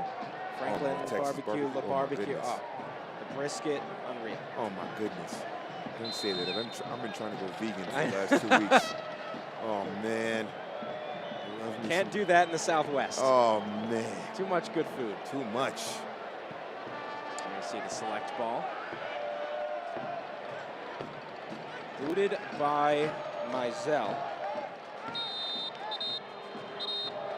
I got brisket on my mind, man. I gotta get back in the game, George. Oh man. It was La Barbecue, some of the best brisket I've ever had. Oh, yeah? Unreal. You mix that, then you go to Albuquerque, you get some sopapillas for dessert, some honey, you got the green chili. It's just, you're set. Two great cities, two great soccer clubs now in their first year here in USL Championship. Really exciting time for this league and for these two cities. Both on the rocks. How are the gyms in these two cities? Because after you eat all that food, you need to go work out and burn it off. Get my Orange Theory membership. Yeah, we got the Orange Theory stoppage time coming up. Yeah. You know? That's the reminder after the game, stoppage time. 60th minute here. Well, you can play soccer. That's a great way to burn off the calories for sure. And both of these teams, especially New Mexico, now they're starting to put in a little more pressure. We're seeing Austin now, that back line, the center backs, they're starting to creep up higher and higher because they're trying to win the ball back in possession, get bodies forward to get that equalizer. That could leave them vulnerable, or that should leave them vulnerable for a counterattack. They've had much more possession in the second half, up to 64% nearly for New Mexico United in the second half. Now that they have the lead, they might give it up. That number might drop a little bit as Austin try to get back into the game with an equalizer, get a tying goal. Williams back to Ethan Sampson, taken away by Tirpak. Nice work by Salim Muhammad. Daniel Bruce, first goal scorer of the night. Muhammad. Bruce plays it to his center backs.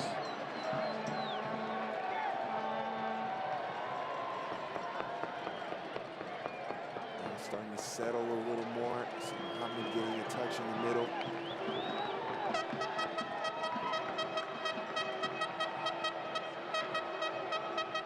These fans are not slowing down in the rain. And it's been such a phenomenal atmosphere. Counterattack chance. Tumasi. Off the deflection. Not sure what he was going for there.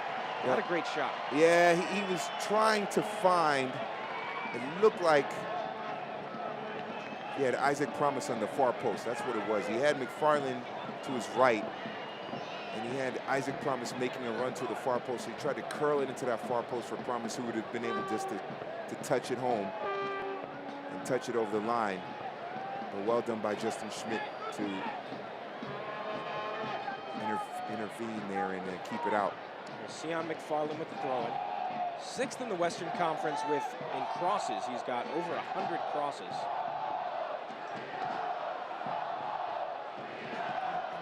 McFarland with a couple of crosses that almost got a goal for our Promise Isaac. Both of those headers going off, one off the crossbar, one off the post in the first half. So he's shown to be very accurate and have a good understanding with Promise Isaac on that right side. There's Daniel Bruce.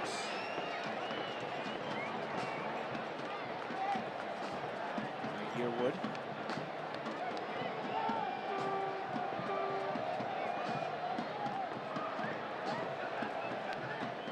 Nice pressure here from Bold FC. New Mexico still controlling possession.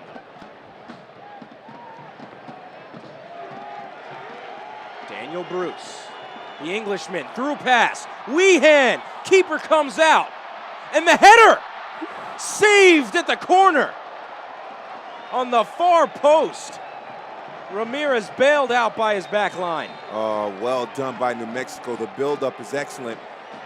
What really started it was the pass out wide to Daniel Bruce. That was the one that got that attack going for New Mexico. The pass out wide to Daniel Bruce, right there by Ryan Williams. That's what got it going. And then look at Chris Weehan doing his best Usain Bolt impression to get into that space to receive that pass. That was DeMar Phillips, the substitute, saving that ball in the back post. Yeah, Weehan does well to run into space. Frater actually wins that header there. And then, as you mentioned, Corey, DeMar Phillips clearing it away. But it was a pass out wide by Williams to connect with Bruce that proved to be the difference there. Well done by Ryan Williams, and now he gets subbed off. So his night is over. Juan Pablo Guzman, native of Bogota, Colombia, checks in. Leads the team in passes. He was one of the players that started on Wednesday, did not start tonight. He's got over 1,000 passes on the season. So a huge move on defense from DeMar Phillips. Credit to Marcelo Serrano, the head coach of Austin Bold, for making that substitution. DeMar Phillips, more of a veteran player, perhaps had the foresight to see where that ball was going. Yeah, well done by DeMar Phillips. His recognition, intelligence, to see where that ball was going, to anticipate that the attack that he needed to get back onto the goal line there and make himself get that presence defensively. Well done by DeMar Phillips.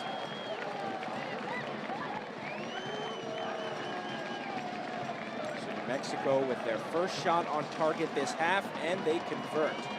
This is a team, they do not take many shots on target. They've got the best conversion rate in the nation, so they're selective, but when they shoot, they very often score. Yeah, it's efficiency. You know, some teams, they score because they just take a lot of shots, and some teams, they score because they convert a high percentage or a good percentage of their shots.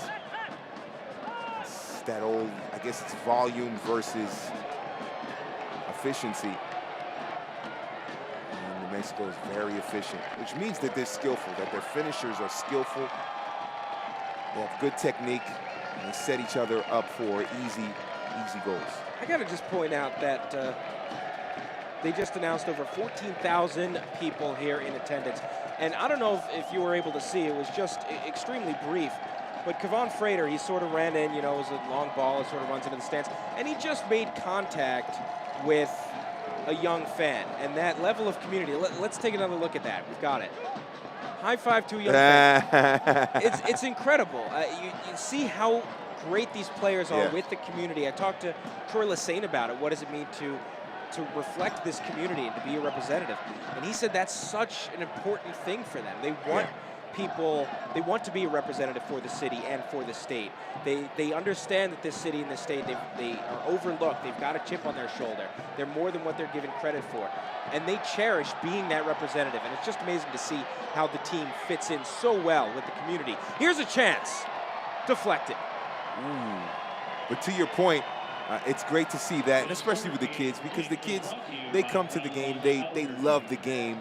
And these players from New Mexico United, and I'm sure Austin in Texas as well, they are role models to the kids that come out to the game. So you want to give a positive impression, but it doesn't hurt that they're up 2-1 either. You know that does not hurt. The winning does not hurt. Yes. That brings it out. But also these players, and again, you saw Frater, just a great job connecting with the local fans. A strike! A goal for Austin! Was it a Kugo again? It was! 2 goals for the center back. And he equalizes.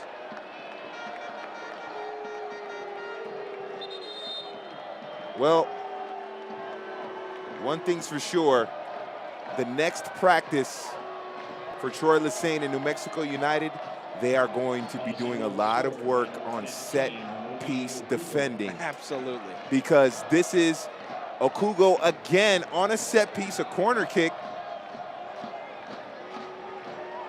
Just right place at the right time, sloppy clearance. Some poor marking, unlucky for New Mexico because of the pinball action in the area. But Okugo scores to make it 2-2. Frustrating defending on set pieces again for New Mexico United. His head is lethal. Yes. Again, a long career in the MLS, mostly with the Philadelphia Union. Here he is as a veteran for this Austin Bold FC squad in their first year. Now has 2 goals as a center back. And Corey, when we talked about Okugo as a player to watch in the beginning before the match started in the pregame, we weren't thinking about him scoring goals. We were talking about him defending. No, don't say that. You should have said, you should have lied and said, no, we foresaw this. Oh, we foresaw this? We knew that he was. Oh, man, I'm going to use my foreseeing powers to play the lottery and not the guest player of the match, but. No, you're absolutely right. We thought he'd be huge on defense. Right. But look at him on offense. Yeah, and that's just a plus for Austin because they've struggled to score goals. We talked about the negative goal differential, but on the road to get these goals in a place like this is important. 69th minute here in Albuquerque. And a corner kick coming up for New Mexico. And these next 20 minutes or so is setting up for a pretty epic final. Maybe a game-winning goal late. Oh, that would be some high drama for sure. That would be some great stuff. Right in front of the curse. The supporters section, one of the best in the country. I'm sure they were cursing after that goal. Here's the corner. Not as lethal as Austin has been. Look at the hustle to keep it in. Chris Wehan. Santi Moar fools the defender. The low cross. Some contact in the box, but no foul. Takes a deflection. Moar called for offside. And then a yellow card issued. After the foul, he was pushed. Yeah, unnecessary by McFarland. The flag was up, the whistle was blown. Santi Moar did not take a shot or continue to play the ball, and McFarland gives him a push for no reason. He definitely deserved the yellow card there. We'll take another look at that. I don't know if Moar was offside there. I don't know either. Took a deflection, I believe, of an Austin player, so that might nullify the offside, but or should nullify the offside, but that Seitel yellow card issued to number 17, Sion McFarland. Meanwhile, a huge substitution here. Devin Sandoval, the homegrown local here. Grew up in Albuquerque, went to El Dorado High School, where not gonna brag, my entire family went through El Dorado High School. Nice. Went to University of New Mexico right here in Albuquerque, and here he is. He scored the club's first ever goal, only fitting, and now he's on the pitch, 4 goals on the season, and he can help them get a game winner. Yeah, now what this does now with Mohamed coming off and Sandoval in the lineup, you have one less midfielder to win the ball, and so you have a lot more attacking players. Means Sandoval is going to be paired up top with Wehan. Frater going to continue to drop deeper. He's in some pain. Yeah. Juan Guzman is basically the only true center midfielder, holding midfielder now for New Mexico. Troy Lesane making a very aggressive attacking substitution for New Mexico to get back in the game, get a go-ahead goal. Ooh, that's tough.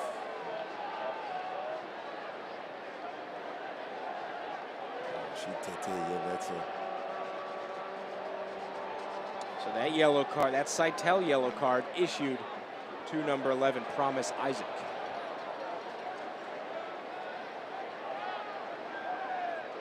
I hate to see this. Still on the ground is Rashid Tete.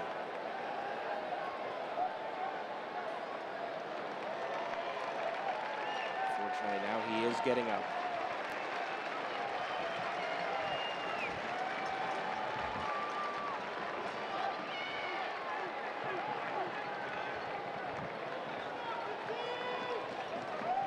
Looks like he won't even have to head over to the sideline. Looks like he's all right. Well, that's good.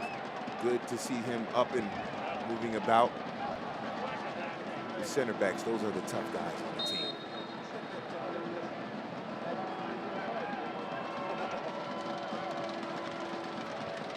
Here's Justin Schmidt, leads the team in clearances.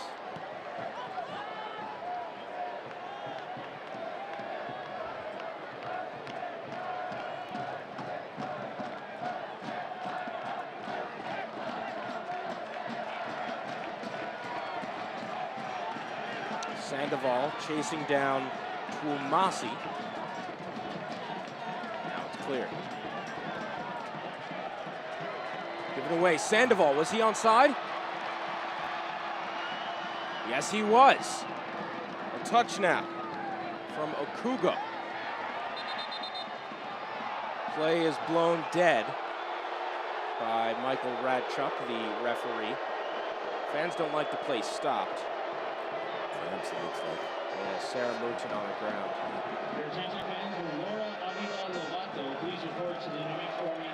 So with Sandoval in the game, be the center forward at number 9. Wehan dropping into the midfield a little bit deeper as well.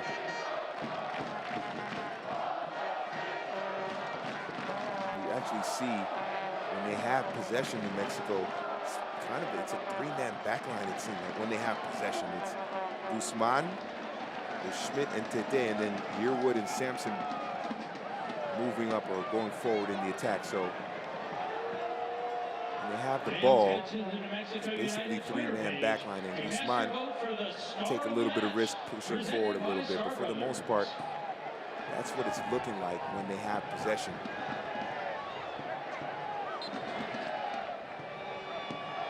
Mexico gives the ball away to Austin Bold. Here in the 75th minute from Isotopes Park. Again with George Metellus, I'm Corey Cohen.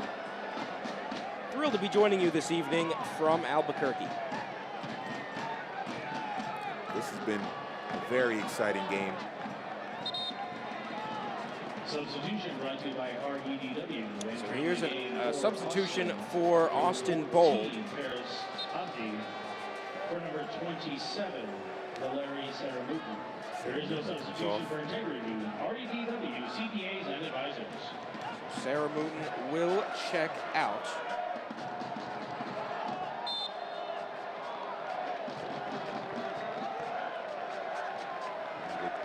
It seems to be more of an injury situation than a tactical thing. Yeah, we'll see Faris Abdi make just his second appearance of the season. Midfielder from Saudi Arabia.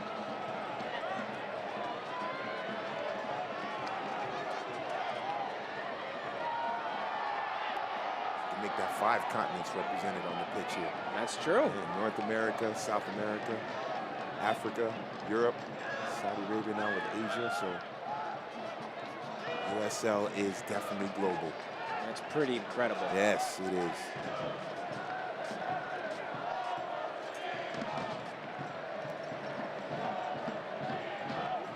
Head to the New Mexico United's Twitter page to vote for the Star Brothers Brewing Company Star of the Match. It's twitter.com/New Mexico UTD.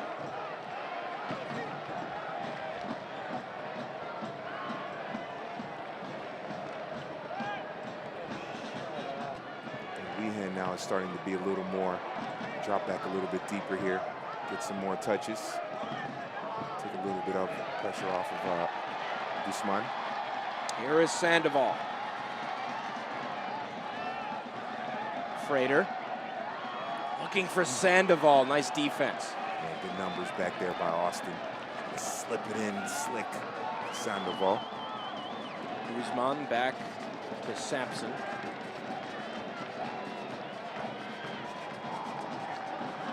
Tete, now Schmidt.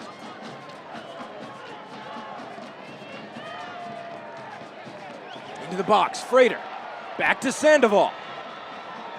Plays it out to Yearwood. Sandoval! Strike is off target. Yeah, well done by Frater. First of all, back toward goal. And lays it off to Sandoval. And Yearwood now has that freedom, chasing the goal, chasing that go-ahead goal. Yearwood, for lack of a better term, relieved of his defensive responsibilities. So he's going to be pushing forward, adding another body deep into the attack of New Mexico, and made it back off for Sandoval. Tried to curl it far post past Juan David Ramirez. So New Mexico trying to get creative here in attack.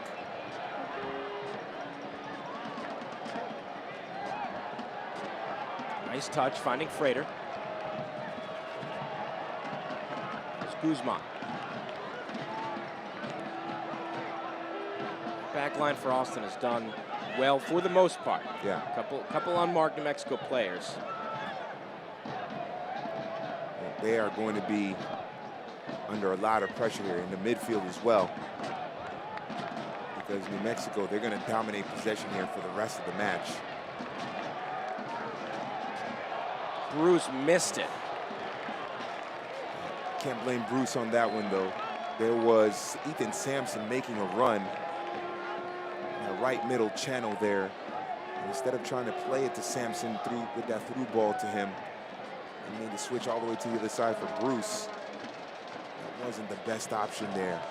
Julio Santimoa, who tried to make that long switch there. Ethan Sampson, the right back, made a great run just inside of Santimoa. Excellent slide tackle from Jermaine Taylor. And now a foul called against Bruce.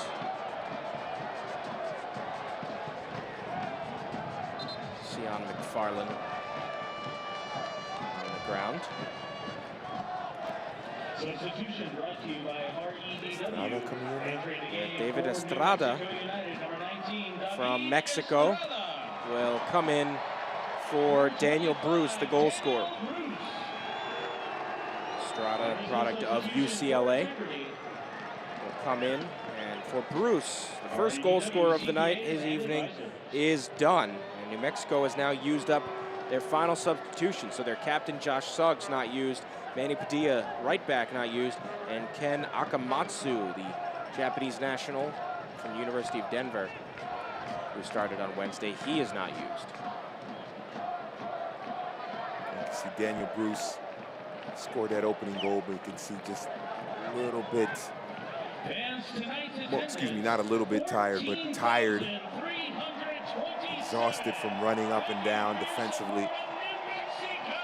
Put in a great shift for New Mexico United, and obviously got that opening goal of the match. So he performed very well, Daniel Bruce.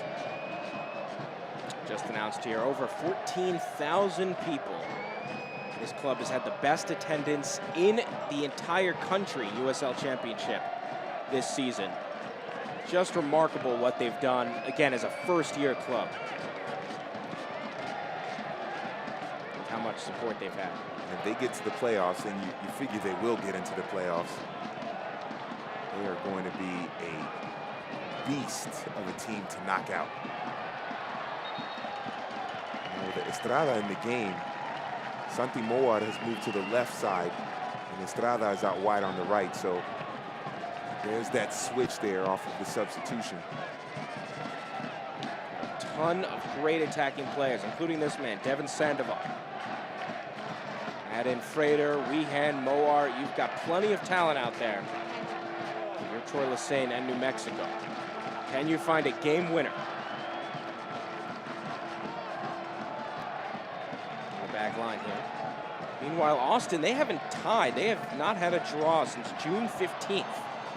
They get results. They've had 4 wins and 2 losses since then. No draw since June 15th. This is a big point for Austin if they can get the draw. Now, of course, they would love the victory. But if they can get a draw here, considering that they went down twice to New Mexico in this game on the road, this is a massive confidence booster for them, and it proves that they are a playoff team. And we said it in the beginning, -2 goal differential, the only team in the top 5 in either conference. It shows that they're a scrappy, fighting team, and that's what it was today. Both goals coming off of set pieces, nothing from the run of play. Didn't show much in terms of building the possession with a lot of passes and good attacking movement, but they find a way to stay in the game, find a way to frustrate opponents and get a point. And if this scoreline holds up, that will be the case again.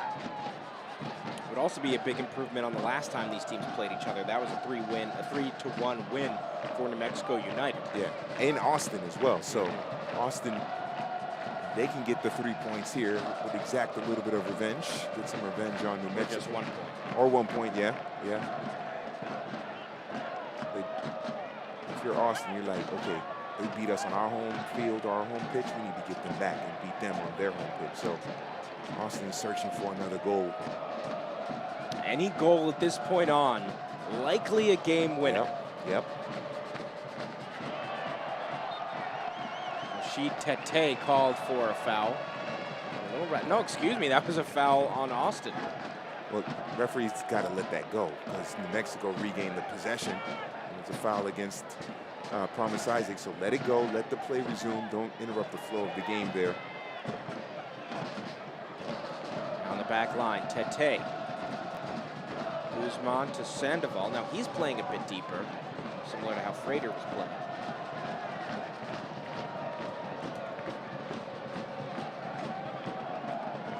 Austin, they look like they've gone to a 4-2-3-1 as well. Look at Schmidt with the burners, the center back. Plays it out wide to Yearwood. Frater. Guzman back to Frater. Oh. Excellent slide tech. No, it's a foul. And the frustration, that'll be a yellow card. I think he has a legitimate point here. I think he has a legitimate beef. It looked to me like a clean sliding tackle on Frater. Let's see. Side-tail yellow card issued to number 14, Faris Abdi. Let's take a look. Yeah, that looks like a clean tackle to me. Frater is a little sloppy with the touch there. Frater lost the ball. There was not much contact with the legs there. I think that Abdi has a legitimate point. That looked like a clean tackle to me. Yeah, the yellow, though, not for the foul, but for booting it away and for time wasting. Absolutely. And Austin will move Promise Isaac to the center forward position, and it looks like it's Tirpak, Abdi, and then Baez as those three attacking players under Promise. And then you have Tuamazi and Calamalis, and then you have the back line of Phillips, Taylor, Akugo, and McFarland. There's a long set piece. It's too high. It goes into the supporter section. And again, this is this would be a big result for Austin if they hold on. Remember, they're without their starting goalkeeper, one of the best in the league in Diego Restrepo, and they're missing 2 of their 3 leading goal scorers. Andre Lima, the striker, was scratched just before the match began, and then Kleber, the Brazilian veteran, who has 4 goals on the season. He's out as well. The good teams find a way to win, or at least in soccer get a point in these situations, and Austin's a good team. They're finding a way to get a point. Absolutely. Here's Moar. Centers it. And a little shove there. The fans upset there's no foul. Ooh, it looked like a foul to me. You hear some boos coming out here in the lab. It looked like Tirpak comes in from behind and makes contact there with Wehan. The referee says play on. Mexico, they might be vulnerable on the counter there with Tete and Schmidt. Those two by themselves up top that high. If Austin can get a little bit of pressure, get a turnover in the right position in the midfield, maybe they can exploit the counter. That was played back and now settled by Ramirez. I know Ramirez learned that at Atlético Nacional, that's for sure. You can't play goalkeeper in Colombia if you don't know how to play with your chest and your feet, especially for a club like Atlético Nacional, which is the most decorated club in Colombian football.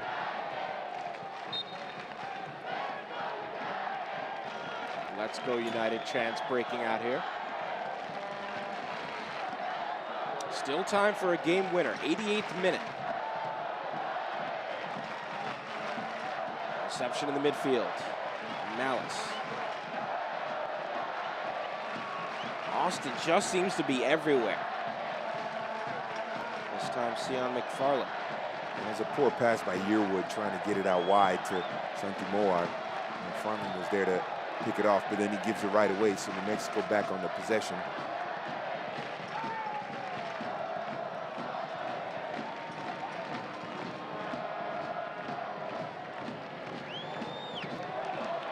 Here's a chance.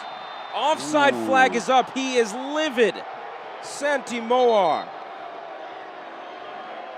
Credit to him for not booting that or doing anything rash, but man.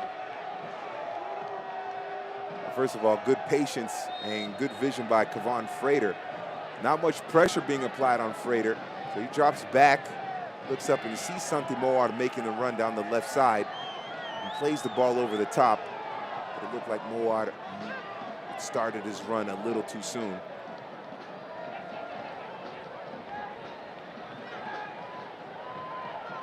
Now that Moar has moved over to the left side, I think they have to start trying to feed him the ball. Get him some more touches here late in this match. Try to get that game winner. Remember, he set up the second goal in this game for Von Frater. Schmidt, look at this pressure from Austin. That's a little too much pressure. That's time from Ferris Abdi. Yeah, Abdi is tried to win that ball off of Guzman in that position and started the counter. Back to Von Frater. 90th minute here. Deflection. Headed back to Rashid Tete.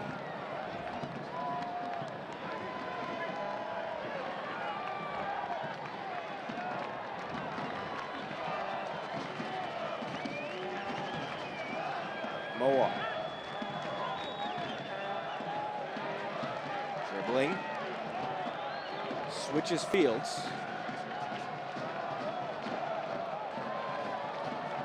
Looked like Frater was going through the middle there, just waiting for a service. Didn't have anyone tightly marking him. Frater's frustrated. Every time he makes a little burst toward goal, he's not getting the service, so he has to pull back.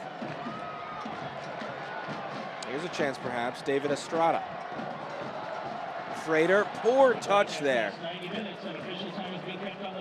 We've got 4 minutes, at least 4 additional minutes of stoppage time. Stoppage time brought to you by Orange Theory Fitness. We're in the orange zone now. A corner kick coming up for New Mexico United.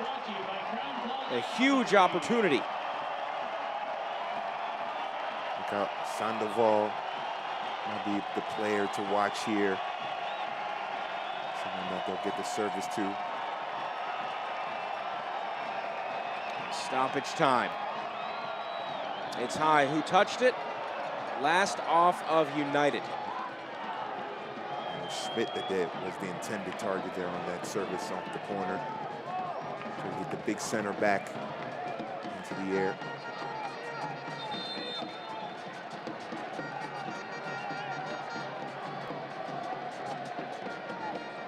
Certainly seems like one David Ramirez not in any rush. Yeah. This is a big result for Austin. Obviously getting a point on the road, but the fact that they came from a goal down twice and then getting them off set pieces as well, very encouraging. Because New Mexico, when you're talking about run of play, was much better than Austin, but Austin got those 2 goals off set pieces. Here's a chance for New Mexico. Frater. He was hit in the ankle. Surprised no foul was there. Weehan. This game getting a little bit chippy. Both teams want a result. New Mexico seems a little bit more eager for a win, whereas Austin seems to be happy with a draw here on the road.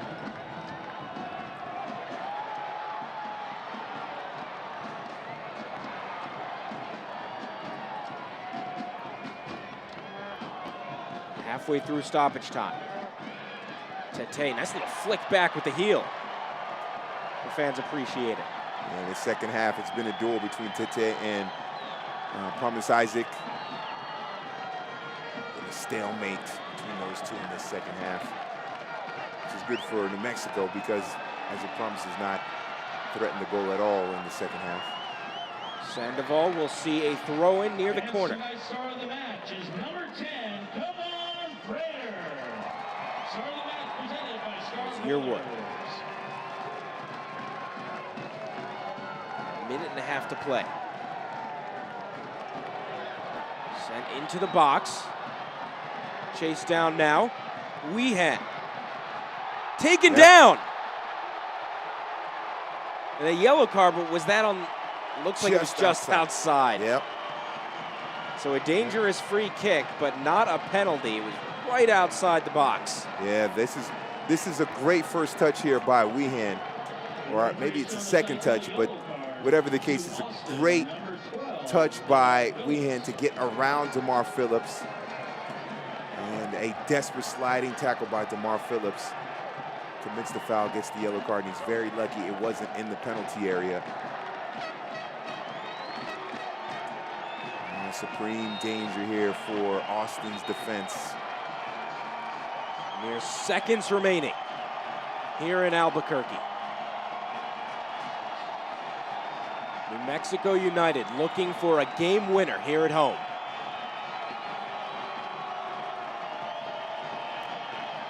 Chris Wehan from UNM. Scored 8 goals his senior year, scored 2 goals on Wednesday. I think Guzman by himself up top in the half circle and penalty area. Let's see if he gets involved. Wehan. Ooh! Just off. And Ramirez staying on the ground. I think he wants this game to be over. Wow.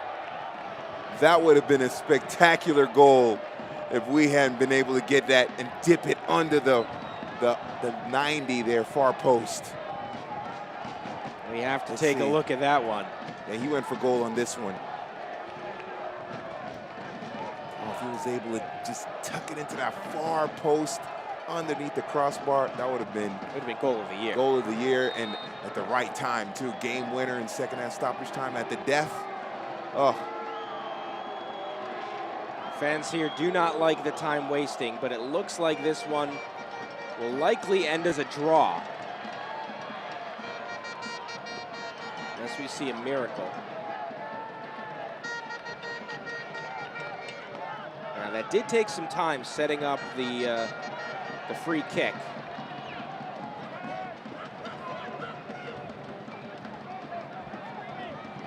But you have to think there will not be much time left. Walk it back a little bit further. I don't think you can afford to play it back at this point. They might just have to do some Route 1 football here. Just blast it into the penalty area and hope for a header. Here's a chance. Moar! Ramirez comes out. No whistle on the contact. Sandoval and Okugo.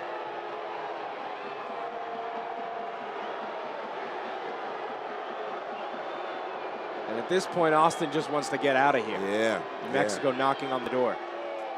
Very close there. Okugo and Sandoval getting entangled. They both go to the ground. I think they just ran into each other there. It wasn't a foul. And a good way to end the match there. Spirited 2-2 game. Definitely a lot of fun at Isotopes Park. That is the final score. These fans unhappy with just 1 point, but still a good performance for New Mexico United. The Star Brothers Brewing Company star of the match is number 10, Kevon Frater. You see him greet his fellow Jamaicans on the Austin side. He had a big game yet again, scoring his 13th goal of the season in the 48th minute. Going up. We'll take one quick break and then we'll come back to wrap everything up here from Albuquerque. Stay with us, folks. 2-2 is the final right here on ESPN+.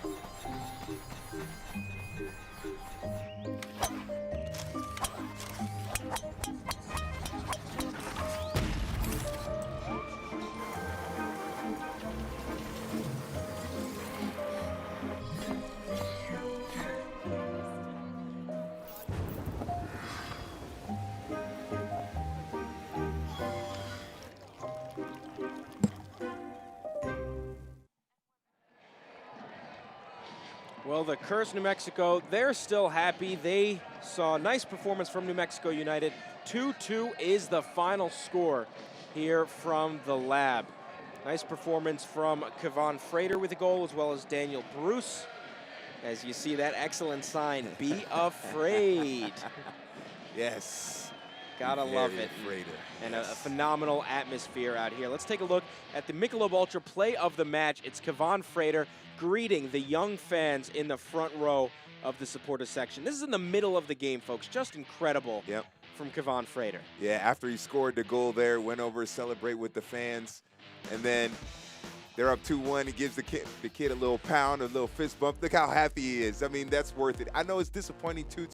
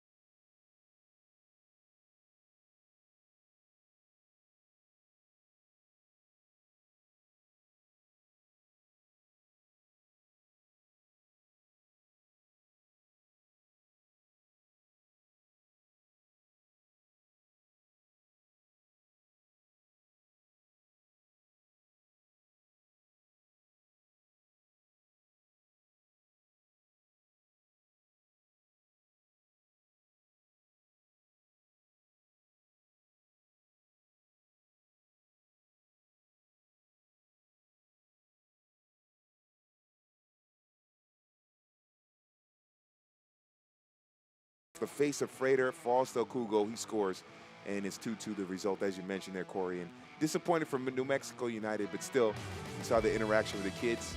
I think it made it all worth it. Absolutely, and a great atmosphere yet again. They dominated possession in the second half. It was 50-50 at halftime, and they took over.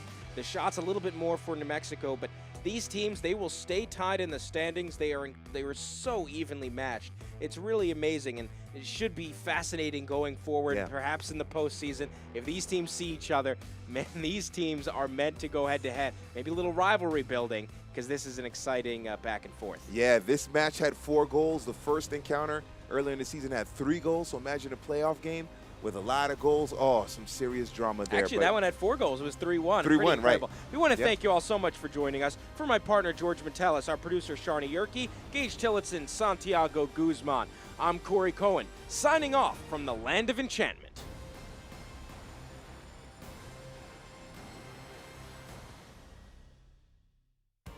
This copyrighted telecast of the United Soccer League Championship cannot be retransmitted, rebroadcast, or reproduced without the expressed written consent of the United Soccer League Championship.